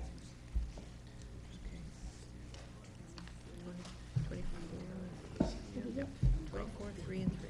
24 in favor, 3 opposed, 3 abstentions. That motion passes. So 179,813 for the Groton Long Point Highway. And then now, lighting. Lighting. Lighting, Michael Flynn stated that this is the figure that I'm gonna give you, is that Groton Utilities gave them, and the town pays for street lighting expenses associated with Groton Long Point. So they get the cost from Groton Utilities, and Groton Long Point passes it on to the town. So the committee voted, so I moved $16,241. Second. Massett. 16,000. $241. Sloppy handwriting now. All right, so there's a motion on the floor for Groton Long Point Lighting, part of account 1091 for $16,241. Is there any discussion? No? All in favor? Aye. Any opposed? Any abstentions? 2 abstentions. Oh, there's 1 person missing. Thank you. Okay, 29 here. I see 1 abstention. Is there No, anybody else? 2. Frickman and Okay, Merritt. okay. So we have 29 people here. I don't know who left. Minus 2. It's 27, 0, and 2. Merritt and Frickman. Right? 27 in favor, 0 opposed, 2 abstentions. So there's 27 in favor, none opposed, 2 abstentions, motion passes.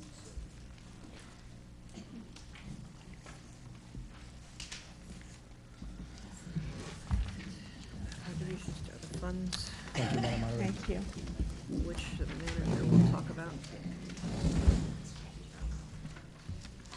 The next account is 1077, contributions to other funds. Finance Director Landry stated that this account transfers money from the general fund to other funds. For example, money that will be transferred to the computer replacement and money will be transferred from this fund to the computer replacement and revaluation funds. The fleet fund deduction of $120,000, there is a fleet fund deduction of $120,221 made by the town council.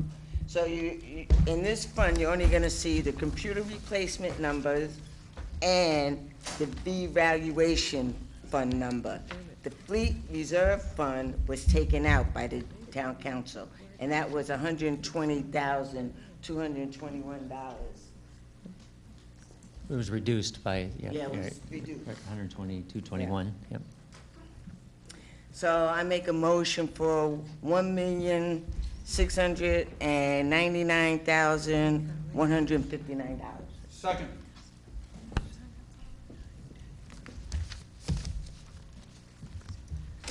All right, we have a motion on the floor for account 1077, which is contributions to other funds, $1,699,159.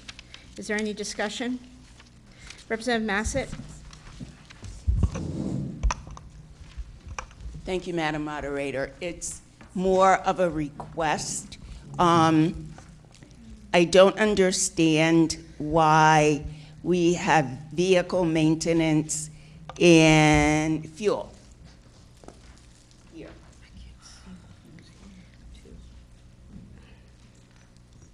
In this account. I'll ask Mr. Burt or Ms. I'll raise it, yeah. The finance director to address that question. I believe it was a reorganization of the budget this year. The maintenance was in there last year, is my understanding. The fuel is new this year. The maintenance was in there last year.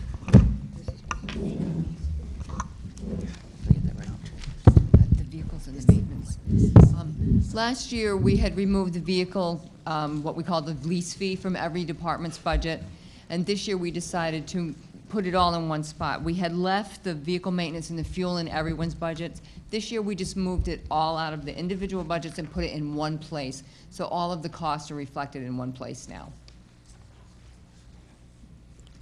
Okay. Representative Newsom? Thank you, Madam Moderator. Just wanted to point out that the Public Works Committee passed the amount of $1 million for account 6040, the Fleet Reserve Fund, so they upheld Councilor Heath's $120,000 reduction, which we will handle that account on Monday.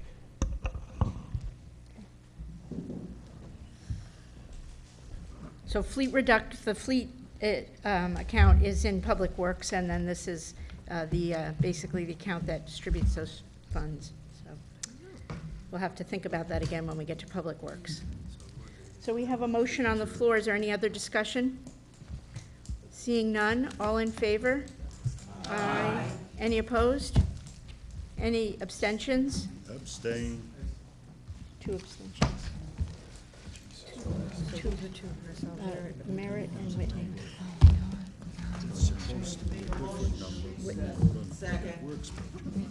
All in favor? Aye. Any opposed? Any abstentions?